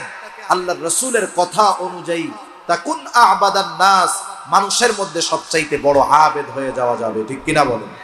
আরে আবেদ দুনিয়ার মানুষ সার্টিফিকেট দিলে তো হবে না। দুনিয়ার মানুষ আপনারে আমারে আল্লাহর ওলি বুজুর্গ যা বলে বলুক, এই বুজুর্গি মরার পরে আছে কিনা, আল্লাহর দরবারে আছে কিনা, এটা হলো মূল। ঠিক কিনা বলেন? সেজন্য নবীজির 1 নাম্বার নসিহত, হারাম ছাড়ো, গুনাহ ছাড়ো, মানুষের মধ্যে সবচাইতে বড় আবেদ হয়ে যাবা। 2 নাম্বার নবীজি বলেন ওয়া আরদা বিমা কাসামাল্লাহু লাক তাকুন আগনান নাস। নবীজি বলেন আল্লাহ তাআলা তোমার জন্য যতটুকু নির্ধারণ করে রাখছে, আল্লাহ তাআলা তোমার জন্য যতটুকু নির্ধারণ করে রাখছে ওইটুকুর উপরে তুমি সন্তুষ্ট থাকো। তার মানে এখানে স্বল্পে তুষ্টর শিক্ষা আমাদেরকে দেওয়া হচ্ছে। দেখবেন সমাজে অনেক মানুষ আছে, তার অঢেল টাকা নাই, বড় গাড়ি নাই, বাড়ি নাই, খুব কষ্টের মধ্যে জীবন যাপন করে, 3 বেলা কোনো মতে খায়, আলহামদুলিল্লাহ কোনো মতে একটা ঘরের মধ্যে থাকে। আপনি তাকে জিজ্ঞাসা করবেন, জিজ্ঞাসা করার সাথে সাথে লোকটা বলবে আলহামদুলিল্লাহ, আল্লাহ তাআলা আমাকে ভালো রাখছে। সে যে অবস্থায় আছে ওই অবস্থার উপরে সে সন্তুষ্ট, আল্লাহর দরবারে শুকরিয়া আদায় করতেছে। আরেকজন গাড়ি বাড়ি অভাব নাই, অনেক মিল ফ্যাক্টরি, আপনি তারে জিজ্ঞাসা করবেন কেমন আছে, ও মাথায় হাত দিয়া বলবে ভাই কি যে টেনশনে আছি জানেন না, এই 5টা 6টা ফ্যাক্টরি নিয়ে, ওই ব্যাংকের লোন, এই ব্যাংকের ঋণ, এইটার কাজ ওইটার কাজ, এর ঠেলায় আমার ঘুমই হয় না ভাই। এখন বলেন এই লোকটার এত পেরেশানি চিন্তা কেন? কারণ ওর চাহিদা এখনো পূরণ হয় নাই। ঠিক কিনা বলেন? আর ওই লোকটার টেনশন নাই কেন? আল্লাহ যেটুক দিয়েছে সেটুকুর উপরে সে সন্তুষ্ট আছে। এজন্য মুমিনের অন্যতম একটি অভ্যাস হলো স্বল্পে তুষ্টতা, যতটুকু সে পাইছে ততটুকুতে সন্তুষ্ট। এজন্য দেখেন আমরা আমাদের ঈমানের ভিত্তিগুলোর মধ্যে একটা ভিত্তি হলো অল কদরি খাইরিহি ওয়া শাররিহি মিনাল্লাহি তাআলা, তাকদীরের ভালো মন্দ, মানে আমার গোটা জিন্দেগীর সব কল্যাণ অকল্যাণ, লাভ লোকসান সব কার তরফ থেকে হয়? আল্লাহর তরফ থেকে হয়। যেই মানুষগুলা তাকদীরের উপরে যথাযথ বিশ্বাস রাখে, তাকদীর একটি রহস্যময় জিনিস, সব কিছুর তালা চাবি খুলতে যাইতে হয় না, সব কিছু বোধগম্যতা হওয়ার যোগ্যতা মানুষকে আল্লাহ তাআলা দেন নাই। যদি মানুষ সব কিছুই বুঝতো আর বুঝে ঈমান আনতো, তাইলে ঈমান বিল গায়েবের কোনো দাম থাকতো না। ঠিক কিনা বলেন? আমরা আল্লাহকে না দেখে ঈমান আনছি, জান্নাত না দেখে বিশ্বাস করি, নবীকে দেখি নাই বিশ্বাস করি, ফেরেশতা দেখি নাই বিশ্বাস করি, তো যাই হোক তাকদীর দেখা যায় না বিশ্বাস করি। এজন্য যেই মানুষগুলা তাকদীর বিশ্বাস করে, আপনি যারা তাকদীর বিশ্বাস করে তারা কোনো সময় টেনশন, ডিপ্রেশন, চিন্তায় ভোগে না। তাকদীরে যারা বিশ্বাস করে এরা কোনো সময় ডিপ্রেশনে ভুগতে পারে না। মনে করেন আপনি একটা কাজের জন্য চেষ্টা করলেন, বান্দা চেষ্টা করতে পারে কিন্তু গন্তব্যে পৌঁছানোর তৌফিক দেয় কে? যেমন যারা তাকদীরে বিশ্বাস করে তারা যখন কোনো চেষ্টা করে, ব্যবসায় হোক, চাকরি হোক, পড়াশোনা হোক, তারা তাদের সর্বোচ্চ চেষ্টার পরে যখন ওই কাজটা সফল হয় না তখন কি বলে? আমি আমার চেষ্টা করেছি কিন্তু আল্লাহ তাকদীরে লেখেন নাই। ঠিক কিনা বলেন? এতটুকুর দ্বারা সে তার সব চিন্তা, পেরেশানি, টেনশন দূর করে ফেলতে পারে। কিন্তু যারা তাকদীর অবিশ্বাস করে, যারা বলে চেষ্টাই সবকিছুর মূল, মেহনতই সবকিছুর মূল, তাকদীর কোনো কিছু নাই, আমার চেষ্টাই আমাকে সফলতায় পৌঁছায়া দিবে, এখন ওই লোকটা যখন চেষ্টা করতে করতে সফল হবে না, মূলত তার তাকদীরে নাই, সে তো তাকদীর বিশ্বাস করে না, ও যখন সফল হবে না ও টেনশনে পড়ে যাবে। ঠিক কিনা বলেন? এইটা করবে, সেটা করবে। এই কেন হয়? এটা হওয়ার অন্যতম একটি কারণ তাকদীর অবিশ্বাস এবং স্বল্পে তুষ্ট না হতে পারা। স্বল্পে তুষ্ট না হতে পারা। যার চাহিদা নাই সে হলো ধনী। মূলত ধনী কাকে বলে? যার চাহিদা নাই তাকে ধনী বলে। আল্লাহ যা দিছে আমার যথেষ্ট, তার মানে কি চাহিদা নাই, ওই লোকটা ধনী। এজন্য নবী বলেন টাকা পয়সা যার আছে, সম্পদ গাড়ি বাড়ি যার আছে, সে ধনী হতে পারে না। কে ধনী? রাসূলুল্লাহ সাল্লাল্লাহু আলাইহি ওয়াসাল্লাম বলেন আল গিনা গিনান নাফস। নবীজি বলেন আত্মার ধনী, অন্তরের ধনী হলো প্রকৃত ধনী। যার চাহিদা আছে সে ধনী হতে পারে না। তার ধন সম্পদ তাকে ধনী বানাতে পারে না, কারণ চাহিদা যার বেশি সে ধনী হতে পারে না। এজন্য স্বল্পে তুষ্ট হওয়ার দরকার। আর আমার জন্য কতটুকু বরাদ্দ আছে, আমার রিজিক কতটুকু, আমার গাড়ি কতটুকু, আমার বাড়ি কতটুকু, আমার সম্মান কতটুকু হবে, আমি কতটুকু চেষ্টা করব, সব কিছু নির্ধারণ করে রাখছে কে? আমার দায়িত্ব চেষ্টা করা বৈধ পন্থায়, আল্লাহ দিলেও খুশি, না দিলেও খুশি। যতটুকু আমি পাবো বুঝতে হবে ওটা আল্লাহর তরফ থেকে আমার জন্য বরাদ্দ। এজন্য আল্লাহর নবী বলেন, ও আবু হুরায়রা, ওয়া আরদা বিমা কসামাল্লাহু লাক, তুমি ওইটুকুর উপরে সন্তুষ্ট থাকো যতটুকু আল্লাহ তাআলা তোমার জন্য নির্ধারিত করেছে। তুমি যদি সন্তুষ্ট থাকতে পারো আবু হুরায়রা, তাকুন আগনান নাস, সন্তুষ্ট থাকো আর মানুষের মধ্যে সবচাইতে বড় ধনী হয়ে যাও। কারণ নবীজি বললেন আল গিনা গিনান নাফস, অন্তরের ধনী হলো প্রকৃত ধনী। 3 নাম্বার নসিহত রাসূলুল্লাহ সাল্লাল্লাহু আলাইহি ওয়াসাল্লাম বলেন ওয়া আহসিন ইলা জারিকা তাকুম মুমিনা। রাসূল সাল্লাল্লাহু আলাইহি ওয়াসাল্লাম বলেন তুমি প্রতিবেশীর সাথে উত্তম আচরণ করো, তাহলে তুমি প্রকৃত মুমিন হয়ে যাবা। ওয়া আহসিন ইলা জারিক তাকুম মুমিনা। গ্রামে হোক আর শহরে হোক, আমাদের প্রতিবেশী কিছু মানুষ থাকে, থাকে কি থাকে না? প্রতিবেশী থাকে। প্রতিবেশীর একটা স্পেশাল হক আছে। প্রতিবেশী যদি অন্য ধর্মেরও হয় তারও একটা হক আছে। মুসলিমও যদি হয় হক আছে। অন্যান্য ধর্মাবলম্বী সে যদি আমার প্রতিবেশী হয় তারও একটা হক আমার উপরে আছে। 1 নাম্বার বিষয়, আমি কখনো প্রতিবেশীর কষ্টের কারণ হব না। আমি কখনো প্রতিবেশীর কষ্টের কারণ হব না। শহরের বাড়িতে তো বিশেষ করে পাশাপাশি রুমে অবস্থান করা হয়। আমার রুমে আমি ধুম সেট, এক সেটের মধ্যে সাউন্ড দিয়া গান শুনতেছি। কি আছে না এরকম? এমন গান শুনে জমিন সহ এরকম এরকম কাঁপে, জমিনও কাঁপে। প্রতিবেশীর বাচ্চা আছে, বৃদ্ধ মানুষ আছে, অসুস্থ মানুষ আছে, তাদের কষ্ট হইতেছে। আমারে যদি মানা করে উল্পা, আমি আমার ঘরে আমি বাজাই, আওয়াজ গেলে কি করবো? আছে না নাই? খবরদার। প্রতিবেশীর সাথে উত্তম আচরণের প্রথম বিষয় হলো প্রতিবেশী যে হয় হোক, আমি কখনো প্রতিবেশীর কষ্টের কারণ হব না। আমি কখনো প্রতিবেশীর কষ্টের কারণ হব না। খেয়াল রাখবেন এগুলা। দ্বিতীয়ত, আমাকে যদি কেউ কষ্ট দেয় আমি তারে মাফ করে দিব। আমাকে যদি কেউ কষ্ট দেয় আমি কি করব? মাফ করে দিব। এর দ্বারা আল্লাহ সম্মান বাড়ায় দিবে। 1 নম্বরে আমি কষ্টের কারণ হব না, মানে আমি কষ্ট দিব না। 2 নাম্বার, আমারে যদি কেউ কষ্ট দেয় আমি তারে মাফ করে দিব। কষ্ট অনেক সময় অনেকে ইচ্ছায় না অনিচ্ছায়ও দেয়, ঠিক না? গ্রামের বাড়িতে যদি হয় এরকম, মনে করেন গ্রামের বাড়িতে আপনার প্রতিবেশী মুরগি লালন পালন করে, গরু লালন পালন করে, ছাগল লালন পালন করে। গরু ছাগল মুরগি এদেরকে কি ওয়াজ করলে কাজ হবে নাকি?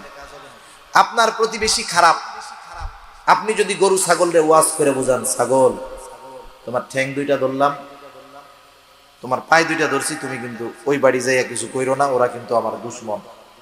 ছাগল কানে ঝাড়া দিয়া বলবে যে আমি একটু ওই বাড়ি থেকে ঘুরে আসি, ঠিক কিনা বলেন? এখন দেখেন, আমার প্রতিবেশী ছাগল লালন পালন করতে পারে, আমার প্রতিবেশী মুরগি লালন পালন করতে পারে, আমি করি না। অনেক সময় আমাদের বাসায় বাড়িতে আসে কি আসে না, আমরা কি করি জানেন? লাঠি নিয়ে রেডি থাকি, আও খালি। খবরদার, কেউ যদি এই ধরনের কোনো কষ্ট কারো মাধ্যমে আসে আমি তার উপরে বিরক্ত হব না। কারণ ছোট বাচ্চা অনেক সময় এসে কষ্ট দিতে পারে, মুরগির বাচ্চা আসতে পারে, ছাগলের বাচ্চা আসতে পারে। কিন্তু আফসোস, বরিশালের এক জায়গায় 2 বছর আগে কি হয়েছে, একটা হাঁস একজনের বাড়ি গেছে। হাঁস কেন আসলো এটা নিয়ে দুজনের মধ্যে গ্যাঞ্জাম, মারামারি লাগছে, একজন জায়গায় মারা গেছে। এখন বলেন, হাঁস যদি বুঝতো লোকটা এত খারাপ তাহলে হাঁস যাইতো নাকি? যাইতো না। আমাদের পাশের বাড়ি সেই দিন দেখতেছি এতকাল দুই ফ্যামিলির মধ্যে খুব ভালো সম্পর্ক, একজন একটা গরু পালে, ওই পাশে যায় আর ওই পাশের লোক ধুমসে বিড়ানি দেয়। এবার গ্যাঞ্জাম মধ্যে দিয়ে কঠিন আকারে বেড়া দিয়ে দিয়েছে। অথচ চিন্তা করেন, আপনার বাসায় আমার বাসায় আল্লাহ না করুক আগুন লেগে যদি যায়, আমার অমক আছে তমক আছে, আমার ভাই এসপি, আমার ভাই ডিসি, আমি তো গ্রামে থাকি, তারা তো ঢাকা শহর থাকে। এখন আমার প্রতিবেশী আগুন লাগার পরে আমার সাথে সম্পর্ক ভালো নাই, ও প্রতিবেশী যদি চিন্তা করে ওর এসপি ডিসি ভাইদেরা তো পাওয়ার দেখায়, আমি বৈশা থাকি আল্লাহর নামে কম্বলের তলে, এসপি ডিসি এসে আগুন নেবা। এসপি ডিসি আসতে আসতে ওই ঘর আর ঘর থাকবে না, ছাই হয়ে যাবে, ঠিক কিনা বলেন? সেজন্য আমি যখন কোনো বিপদে পড়ি, আমার সাহায্যে আমার কোনো আত্মীয় আগে আসতে পারে না, আমার কোনো বন্ধু বান্ধব আসতে পারে না, আমার বড় চাকরিজীবী ভাই বন্ধু আসতে পারে না। আমার বিপদে সর্বপ্রথম আমার প্রতিবেশী চলে আসে আগে। আমি যদি অসুস্থ হয়ে যাই, আমাকে হাসপাতালে নেওয়ার প্রয়োজন, ওই গভীর রাতে আমার আত্মীয় স্বজন ঢাকায়, তারা যাইতে পারে না, কিন্তু আমার প্রতিবেশী আমাকে গাড়িতে করে হসপিটালে নিয়ে যায়। এই জন্য এক নম্বরে আমি নিজে উত্তম প্রতিবেশী হব, আমি কারো কষ্টের কারণ হব না, কাউকে কষ্ট দিব না। কেউ যদি কোনোভাবে অনাকাঙ্ক্ষিত ভাবে কারো দ্বারা যদি কষ্ট পাই, অবশ্যই অবশ্যই আমি তাকে মাফ করে দিব। মুরগি ছাগল আসে, আমরা কষ্ট পাবো না, তাদের প্রতি রাগ হব না, এর দ্বারা লাভ কি হবে? এক নাম্বার, কষ্ট না দেওয়ার কারণে আমি উত্তম প্রতিবেশী হব। একদিন, দুই দিন, তিন দিন কেউ যদি আমাকে কষ্ট দেয়, আমি যদি একটু সবর করি, এক সময় ওই লোকটা চিন্তা করবে, আহারে আমার প্রতিবেশীকে আমি কত ভাবে কষ্ট দিলাম, কিন্তু আমার প্রতিবেশী কখনো আমাকে কষ্ট দেয় না, প্রতিবাদ করে না। যা হোক, আজকে থেকে তার সাথে আর খারাপ ব্যবহার করা যাবে না, আমার প্রতিবেশীকে আর কষ্ট দেওয়া যাবে না। উত্তম প্রতিবেশী এটা অন্যতম একটা নেয়ামত। হাদিসের মধ্যে আসছে চারটা জিনিস খুব গুরুত্বপূর্ণ, এর মধ্যে একটা হলো উত্তম প্রতিবেশী। প্রত্যেকে আমাদের অভ্যাস হলো আমরা উত্তম প্রতিবেশী চাই, আমরা চাই যে আমার প্রতিবেশী ভালো হোক, কিন্তু আমি ভালো হইতে চাই। কথা বুঝেন নাই? আমি চাই যে আমার আশেপাশের লোকজন সব ভালো থাকবে, আমার সাথে ভালো ব্যবহার করবে, কিন্তু আমি নিজে করতে রাজি নাই। সেজন্য আমি আগে উত্তম প্রতিবেশী হব। আমি যদি ভালো হই, আমার আশেপাশের মানুষেরা ভালো হয়ে যাবে, ঠিক কিনা বলেন? উত্তম প্রতিবেশীর দাম আছে। আব্দুল্লাহ ইবনে মুবারক রাহমাতুল্লাহি আলাইহি, জগৎ বিখ্যাত একজন মুহাদ্দিস আব্দুল্লাহ ইবনে মুবারক। আব্দুল্লাহ ইবনে মুবারকের বাড়ির সাথে একটা জমি বিক্রয় হবে, এক জমিটা বিক্রয় করবে, বিজ্ঞাপন লাগায় দিছে, এই জমিটা বিক্রয় হইবে, যোগাযোগ করেন। একের পর এক মানুষ এসে তার সাথে জমি কেনার ব্যাপারে কথা বলে, কিন্তু লোক না জমির যেই দাম তার দ্বিগুণ চেয়ে বসে আছে। প্রত্যেকটা জায়গার একটা বাজার মূল্য আছে না? বাজার মূল্য যদি 10 লাখ হয়, আপনি নয় 10,000, 20,000, 1 লাখ বেশি চাইলেন, কিন্তু বাজার মূল্য 10 লাখ, তুমি দ্বিগুণ কেন চাও? এই বাপটা বলতেছে, তোমরা বুঝতে পারো নাই, আমার জমির দাম আমি কেন চাইলাম? এক নাম্বার, আমার জমির দাম সাধারণ দাম ঠিক আছে, কিন্তু জমির দাম দ্বিগুণ চাওয়ার কারণ হলো এই জমিটা যে কিনবে সে আব্দুল্লাহ ইবনে মুবারকের প্রতিবেশী হয়ে যাবে, এই জন্য এই জমির দাম আমি দ্বিগুণ চেয়েছি। এবার লোকজন বলতেছে আমারে দাও, আমারে দাও, লটারি শুরু হয়ে গেছে। তাহলে চিন্তা করেন, একজন উত্তম প্রতিবেশী এটা আমাদের জন্য কল্যাণকর জিনিস, আর একজন খারাপ প্রতিবেশী সে আমার জন্য কষ্টের কারণ। আল্লাহ রাসূল সাল্লাল্লাহু আলাইহি ওয়াসাল্লাম এক হাদিসের মধ্যে বলেন, প্রতিবেশীর যেই হকগুলো আছে, প্রতিবেশীর সাথে আন্ডারস্ট্যান্ডিং ভালো রাখতে হবে, সম্পর্ক ভালো রাখতে হবে। কিন্তু সমস্যা কি, এখনকার জামানায় সবচাইতে বড় শত্রু হলো প্রতিবেশী আর এক প্রতিবেশী, ঠিক কিনা বলেন? অনেক সময় এমন হয়, সম্পদওয়ালা যারা, সম্পদওয়ালা টাকাওয়ালা যারা, এরা প্রতিবেশী যদি গরিব হয়, ও মনে মনে চিন্তা করে, ওরে যেমনেই হোক এখান থেকে যদি উচ্ছেদ করে দিতে পারতাম, আমার বিল্ডিংটা আর একটু বড় বানাইতে পারতাম, তাহলে আমার খুব ভালো হইতো। এই ধরনের চিন্তা কিছু মন মানসিকতা কিছু মানুষের আছে, এজন্য প্রতিবেশীরে কষ্ট দেয়। মনে করেন আপনি 3 তলায় থাকেন, শহরের বাড়িতে এই অবস্থাগুলো বেশি হয়। আপনি 3 তলায় থাকেন, নিচে টিন শেডওয়ালা আলো আছে না নাই? আপনি কি করেন, আপনার পোলার রাতের বেলা মুত আইছে, আপনি জানলা দিয়ে এখন আব্বা স্টার্ট দিয়ে দাও। এ ধরনের কাজ কাম করা যাবে?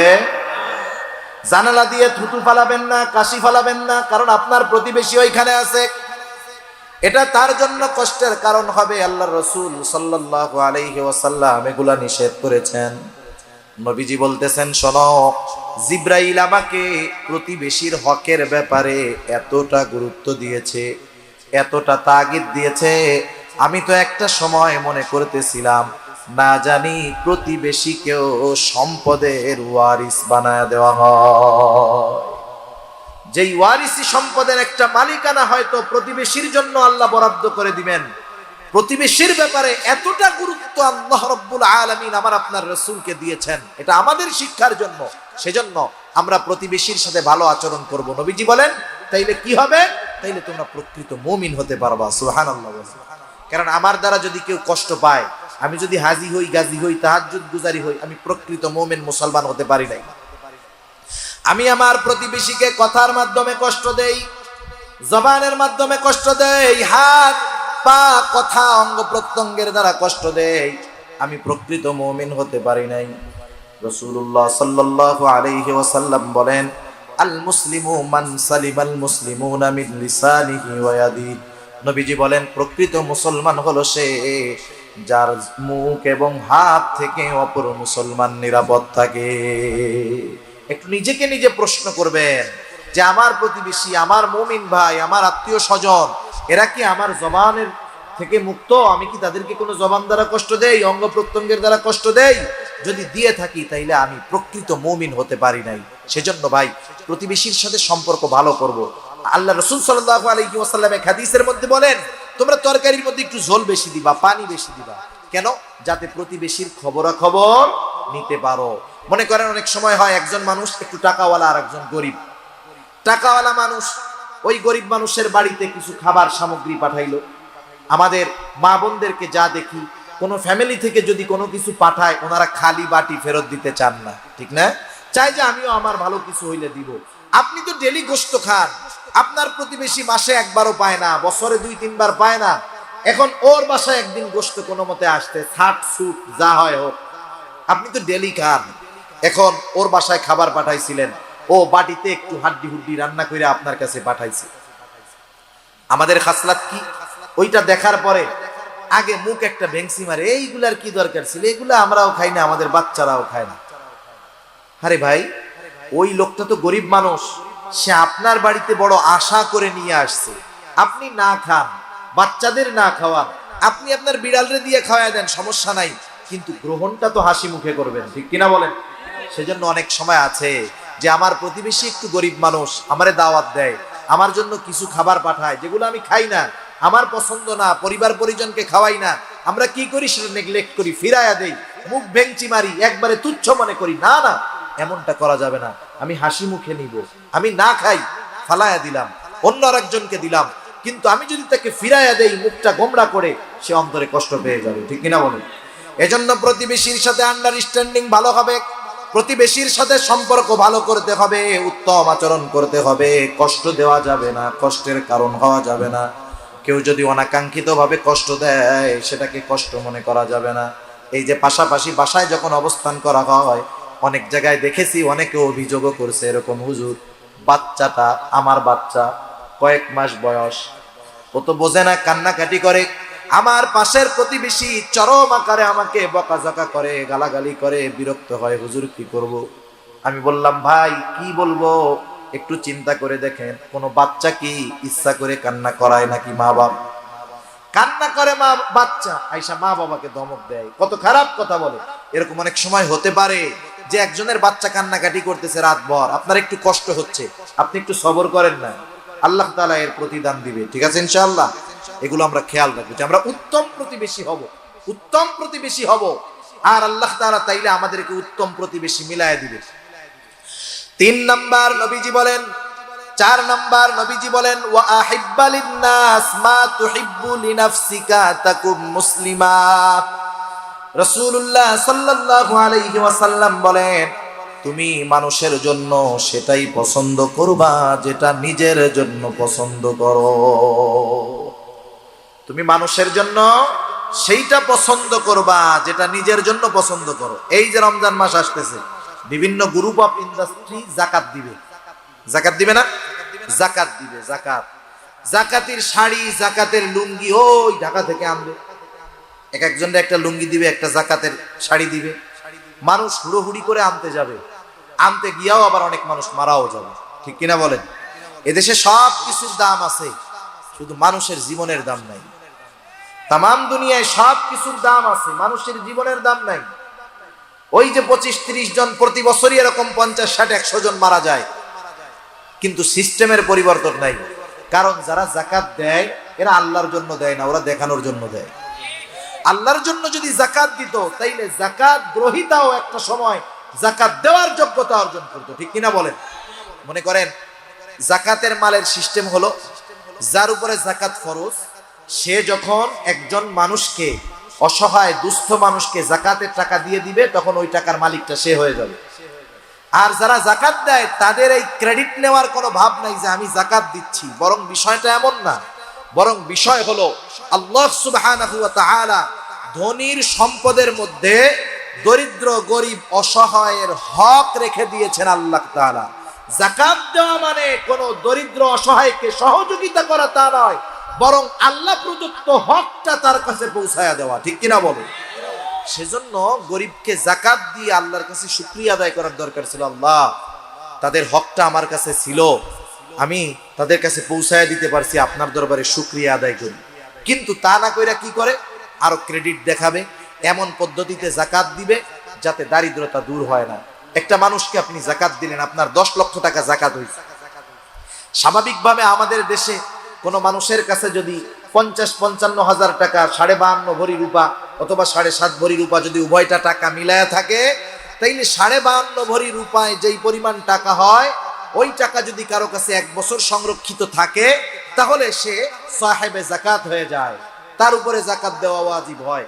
তার কাছে যদি 50,000 টাকা থাকে সে 1250 টাকা যাকাত দিয়ে দিবে, বেশি থাকলে ওই অনুযায়ী শতকরা 2.5% হারে যাকাত দিয়ে দিবে। সহজ হিসাব, শেষ, ক্লিয়ার হিসাব। এখন দেখেন, মনে করেন এক্সাম্পল বোঝানোর জন্য বলি, আমার যাকাতের টাকা হয়েছে 1 লক্ষ টাকা, কথার কথা, আমি 1 লক্ষ টাকা যাকাত দিব। আমি যদি 200 মানুষের মধ্যে ওই 1 লক্ষ টাকা দেই, এক একজন পাবে কয় টাকা? 500 টাকা। কয় টাকা? 500 টাকা দিয়ে আজকের জামানায় একদিনের বাজার হয় না। এতে কি হবে? ওই দরিদ্র মানুষগুলো দরিদ্রই থেকে যাবে। কিন্তু আমি যদি এটা করতাম, আমি 10টা রিক্সা কিনলাম, 1 লক্ষ টাকা দিয়ে 4টা-5টা আমি ইজি বাইক কিনলাম, রিক্সা কিনলাম, আমি 10 জন যাকাত গ্রহীতা নিতে পারে এমন লোককে বললাম, ভাই শোনো, এই যে 10টা রিক্সা 10 জনকে দিলাম, ওই এক একজনের ফ্যামিলিতে 5 জন করে যাকাত খাওয়ার উপযুক্ত লোক আছে, আমি একজনকে দিলাম, উপকার হলো 6 জনের। কয় জনের? জোরে বলেন, কয় জনের? 6 জনের। সে ওটা পরিশ্রম করে ইনকাম করে খাইতে পারলো। এই সিস্টেমে যাকাত দেওয়ার দরকার ছিল। যদি দেওয়া হতো তাহলে সমাজ থেকে যাকাত নেওয়ার লোক পাওয়া যাইত না, অধিকাংশ মানুষ যাকাত দেওয়ার যোগ্যতা অর্জন করতো, ঠিক কিনা বলে? সেজন্য আমাদের সমাজ ব্যবস্থায় যে পদ্ধতিতে যাকাত দেওয়া হয়, এর দ্বারা যাকাত আদায় হয় না, এর দ্বারা যাকাত আদায়ও হয় না, দারিদ্রতাও দূর হয় না। মূল উদ্দেশ্য যেটা ছিল যাকাতের, এটার দ্বারা হাসিল হয় না। তা যে কথার থেকে গেলাম, যাকাত দিচ্ছ, কাপড় দিচ্ছ, ভালো কথা, কমপক্ষে ওই ধরনের একটা লুঙ্গি দাও যেই ধরনের লুঙ্গি তুমি নিজে পরো, ঠিক কিনা বলেন? ওই ধরনের একটা শাড়ি দাও যেই শাড়ি তুমি তোমার ওয়াইফকে পছন্দ করে কিনে দাও। কিন্তু তুমি এমন লুঙ্গি দাও মাশাআল্লাহ, একবার ধোয়ার পরে ওইটা তেনা না লুঙ্গি টেরি পাওয়া যায় না, ঠিক কিনা বলেন? বলেন তো, এরকম যদি কাউরে দেয়, সে যদি ওইটা নিয়ে বলে, স্যার এইবারের এই কাপড়টা, যেহেতু দেওয়ার পরে মালিক তো আমি, দেওয়ার পরে মালিক তো ওই যাকাত গ্রহীতা, সে তখন ওইটা কাউরে হাদিয়া দিতে পারবে, কোনো অসুবিধা নেই। সদকার মাল নবী রাসূলগণ খাইতেন না, কিন্তু যখন কাউকে সদকা করা হতো, কারো মালিকানায় যখন চলে যেত, সে যখন মালিক হতো, ও যখন বলতো ইয়া রাসূলুল্লাহ এটা হাদিয়া, তখন আল্লাহ রাসূল খাইতেন, নিতেন। এখন ওইটা তো মালিক হয়ে গেছে, সে গিয়ে যদি বলে যে এখন তো আমি এটার মালিক, এটার হাদিয়া দেওয়ার যোগ্যতা অধিকার আমার আছে, আমি আপনাকে ভালোবাসা এই শাড়িটা আর এই লুঙ্গিটা দিলাম, আপনারা 2 জন পইরেন, বলেন তো পরবে? উল্টা থ্রেট দিয়ে কি বলবে, কত বড় সাহস, আমার যাকাতের শাড়ি লুঙ্গি নিয়ে আবার আমারে হাদিয়া দেয়, কত বড় সাহস। এ ধরনের দান সাদকায় কোনো লাভ নাই। এজন্য নবী বলেন, তুমি অপরকে সেটাই দিবা যেটা তুমি নিজে পছন্দ করো। সুবহানাল্লাহ। এজন্য নবীজি বলেন ওয়া আহিব্বা লিন-নাস মা তুহিব্বু লিনাফসিক, তুমি নিজের জন্য যেটা পছন্দ করো মানুষের জন্য সেটা পছন্দ করবা। তুমি পছন্দ করো মানুষ তোমাকে সালাম দিবে, তাইলে তুমি কি করবা? তুমিও মানুষকে সালাম দিবা। তুমি চাও কেউ তোমাকে কষ্ট না দিক, তাইলে তুমিও মানুষকে কষ্ট দিবা না। তুমি চাও মানুষ তোমার সাথে ভালো ব্যবহার করুক, তাইলে তুমিও মানুষের সাথে ভালো ব্যবহার করবা। সেজন্য নবী বলেন, ও আবু হুরায়রা, ওয়া আহিব্বা লিন্নাস, মানুষের জন্য তুমি সেটাই পছন্দ করবা, মা তুহিব্বু লিনাফসিক, যেটা নিজের জন্য পছন্দ করো। তাহলে কি হবে? তাকুম মুসলিমা, তুমি প্রকৃত মুসলিম হতে পারবা। এরপরে নবীজি বলেন, ওয়ালা তুকসিরিয যিহকা ফাইন্না কাসরাতাল যিহকি তুমিতুল কলব। নবীজি বলেন, ও আবু হুরায়রা, ওয়ালা তুকসিরিয যিহকা, অতিরিক্ত হাসি হাসবা না, অতিরিক্ত হাসি হাসবা না। কারণ অতিরিক্ত হাসি অন্তরকে মৃত বানায় দেয়। আল্লাহ তাআলা কোরআনুল কারীমের মধ্যে বলেন, ফালইয়াদহাকু কলিলান ওয়ালইয়াবকু কাসীরা। আল্লাহ রাব্বুল আলামিন বলতেছেন, ফালইয়াদহাকু কলিলা, হাসো কম কাঁদো বেশি। কারণ এই জিন্দেগিটা খুব সংক্ষিপ্ত। আমার আগে হযরত বলতেছিলেন যে এই হায়াতটা বড় সংক্ষিপ্ত, বড় সংক্ষিপ্ত। কত সংক্ষিপ্ত এটা মৃত্যুর পরে টের পাওয়া যাবে। এই সংক্ষিপ্ত জীবনে অতিরিক্ত হাসি ফুর্তি আড্ডাবাজি করে অনন্তকালের যেই পাথেয় সেগুলাকে সংরক্ষণ না করে, সংগ্রহ না করে, আমরা এই দুনিয়ার হাসি খুশি ঠাট্টা মশকরা কৌতুকের মধ্যে আমরা যে জড়ায় যাচ্ছি, আমরা যদি মৃত্যু থেকে নিয়ে পরকালীন জীবনের ভয়াবহতা অনুধাবন করতাম, বুঝতাম, দুনিয়ার মানুষ হাসি করা ভুলে যাইতো। ঠিক কিনা বলেন? দুনিয়ার মানুষ হাসা ভুলে যাইতো। দেখেন সাহাবায়ে কেরাম কান্নাকাটি করতেন, কি পরিমাণ কান্নাকাটি করতেন। জান্নাতের সুসংবাদ পাওয়ার পরেও তারা কান্নাকাটি করতেন। আমি একটা ঘটনা বলে আলোচনা শেষ করে দিব, 5-7 মিনিট, আর বেশি না। হযরত ওসমান রাদিয়াল্লাহু তাআলা আন, নাম শুনছেন না আপনারা? রাসূল আকরাম সাল্লাল্লাহু আলাইহি ওয়াসাল্লাম হযরত ওসমান রাদিয়াল্লাহু তাআলা আনহুর সাথে ওনার দুটো কন্যা বিবাহ দিয়েছেন। প্রথম জন মারা যাওয়ার পরে দ্বিতীয় জন দিলেন, দ্বিতীয় জনও মারা গেছে। এখন নবীজির আর অবিবাহিত কোনো কন্যা নাই। নবীজি বললেন, ও ওসমান, আমার তো আর কোনো কন্যা অবিবাহিত নাই, যদি আমার আরো একটা কন্যা থাকতো তোমার সাথে আমি তাকে বিবাহ দিয়ে দিতাম। এই হযরতে ওসমান রাদিয়াল্লাহু তাআলা আনহুর ব্যাপারে নবীজি কি বলেন? মক্কা থেকে যখন মদিনায় সাহাবারা গেল, মুসলমানদের সাথে হিংসাত্মক মনোভাব, তারা মুসলমানদেরকে কষ্ট দিত। মদিনার ভিতরে কয়েকটা কূপ ছিল, কুয়া ছিল, চিনেন নাকি আপনারা? কোন কোন জায়গায় বলে ইদারা, বলে না, অনেক গর্ত থেকে পানি উঠায়।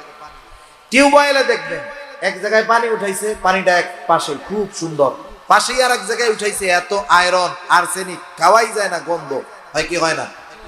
মদিনার বুকে এরকম কয়েকটা কুয়া ছিল। সবগুলা কুয়ার পানি ছিল লবণাক্ত, পান করার জন্য অনুপযুক্ত। আরেকটা কুয়া ছিল মিষ্টি পানির কুয়া, পানের জন্য উপযুক্ত। কিন্তু কুয়াটার মালিক ছিল একজন, সে সবাইকে পানি নিতে দিত, কিন্তু মুসলমানদেরকে পানি নিতে দিত না। বিভিন্ন রকমের টাল বাহানা করত, কষ্ট দিত। পানি কিন্তু জটিল এক জিনিস।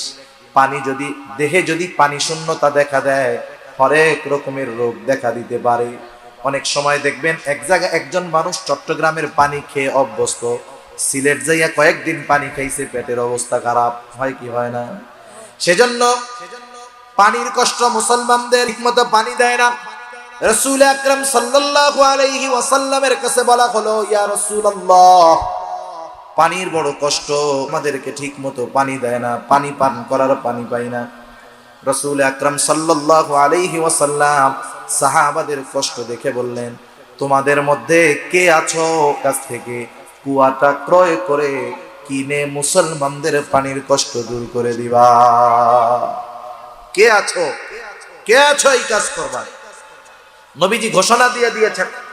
আর সবাই জানে আল্লাহর রাসূল যখন কোনো কথা বলেন, যখন কোনো আদেশ করেন, কিছু বলেন, সাহাবারা তাদের জীবন দিয়ে হলেও সেই আদেশ পালন করার চেষ্টা করে। ঠিক কিনা বলেন? খবর পারছে কাম সারা, এইবার আমার এই কুয়া আমি 10 গুণ দাম দিয়ে বিক্রয় করতে পারবো, তারও বেশি দিয়ে পারবো, কারণ মুহাম্মাদের অনুসারী এই কুয়ার যা দাম বলবো ওরা সেটা দিয়ে কিনবে। অনেকে আশা করে গেছে, মনে করেন কুয়ার দাম 10,000 টাকা, একজন নিয়ে গেছে 20,000। কুয়াটা বেচবা? হ্যাঁ বেচবো। কত দিবা? 20,000। আরে মিয়া, এই মাল কি 20,000 নাকি? কারণ কিছু কিছু সময় ডিমান্ড যখন বাড়ে, চাহিদা যখন বাড়ে, ডিমান্ড যখন বাড়ে, 2 টাকার জিনিসও 20 টাকা হয়ে যায়। ঠিক কিনা বলেন?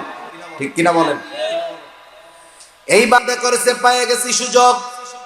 একের পর এক সাহাবী যায়, সব সম্পদ নিয়ে যায়, কেউ ওটা কিনতে পারে না। হযরত ওসমান গনি রাদিয়াল্লাহু তাআলা আনহুর কাছে খবর পৌঁছাইল যে আল্লাহর রাসূল এমন কথা বলেছে, আর কুয়ার দাম বেশি চাইতেছে। হযরত ওসমান রাদিয়াল্লাহু তাআলা আনহু চলে গেল, কাছে গিয়ে বলে, ওই তুমি তোমার কুয়ার দাম কত চাও, কত দিবা? হযরত ওসমান রাদিয়াল্লাহু তাআলা আনহু বলে, আমি কত দিব তা নয়, তুমি যত চাইবা তত দিয়ে তোমার কুয়া আমি কিনে নিব। তোমার ব্ল্যাঙ্ক চেক দেওয়া হইল, তুমি সংখ্যা বসায় দাও, কত চাও? একবারে বহুগুণ দাম দিয়ে, অনেক বেশি দাম দিয়ে হযরত ওসমান রাদিয়াল্লাহু তাআলা আনহু থেকে কুয়াটা কিনে মুসলমানদের জন্য ওয়াকফ করে দিছে। মালিকানাও রাখে নাই, দিয়ে দিছে, মুসলমানরা ব্যবহার করবে, সবার জন্য ওপেন, সবাই ব্যবহার করবে। রাসূলুল্লাহ সাল্লাল্লাহু আলাইহি ওয়াসাল্লামের কাছে খবর পৌঁছাইল, ইয়া রাসূলুল্লাহ, মুসলমানদের পানির কষ্ট দূর হয়ে গেছে। কেমন করে দূর হলো? একজন বলল, ইয়া রাসূলুল্লাহ, আপনার জামাতা ওসমান রাদিয়াল্লাহু তাআলা আনহুর কাছ থেকে বহু দামে কুয়া কিনে আমাদের জন্য ওপেন করে দিয়েছে, ওয়াকফ করে দিয়েছে, আমাদের পানির কষ্ট দূর হয়ে গেছে। রাসূল সাল্লাল্লাহু আলাইহি ওয়াসাল্লাম বলতেছে, তোমরা শোনো, ওসমান থেকে কুয়া কিনে নাই, ওসমান আল্লাহ তাআলার কাছ থেকে জান্নাত কিনে নিয়েছে। এই রকম ঘোষণা যেই মানুষগুলার ব্যাপার, এই মানুষগুলাও কান্না করতো। হযরত ওসমান রাদিয়াল্লাহু তাআলা আনহু কান্না করতেন, কবর দেখলেই কান্না করতেন। জিজ্ঞাসা করা হতো, ও ওসমান, আল্লাহর নবী আপনার ব্যাপারে এমন ঘোষণা দিয়েছে, আপনি জান্নাতি, জান্নাত ক্রয় করে নিয়েছেন, আপনি কেন কান্না করেন কবরের ভয়? হযরত ওসমান রাদিয়াল্লাহু তাআলা আনহু বলতেন, শোনো, নবীজি আমাকে জান্নাতের নিশ্চয়তা দিয়েছেন, ঠিক আছে, কিন্তু এই কবরে আমার মধ্যে আমার সাথে কেমন আচরণ করা হবে, এই ব্যাপারে কোনো নিশ্চয়তা নবী আমাকে দেন নাই। সেজন্য এই মানুষগুলাও দেখেন মৃত্যুর ভয়ে, কবরের ভয়ে চিন্তিত ছিল। কিন্তু আজকে আমাদের কি হলো? কেমন উদাসীনতা আমাদেরকে পেয়ে বসলো। অট্ট হাসি, ঠাট্টা, মশকরা, এমনি তো চলে কৌতুক, মোবাইলে আছে, টেলিভিশনে আছে, আবার এখন আমরা হাসি কৌতুকের জন্য মাঝে মাঝে হুজুরও দাওয়াত করি, আছে না নাই? আরে এই হুজুরের ওয়াজ চলে, হুজুর বেটা হাসাইতেই পারে নাই। হাসি কৌতুক, মিথ্যা কথা বলে হাসাবে, একটু মজা করাবে, এই ধরনের হুজুর দাওয়াত দিয়ে আমরা হাসার জন্য হুজুর আনি, অনেকে আনেন অনেক জায়গায়। এগুলা যারা ওই ধরনের আয়োজন করে ওরাও খেয়ানতকারী, যারা আমার মতো এখানে এসে বসে মানুষদের মনোরঞ্জন করার জন্য মিথ্যা বলে, কৌতুক বলে হাসায়, ওরাও আমানতের খেয়ানতকারী। ঠিক কিনা বলেন?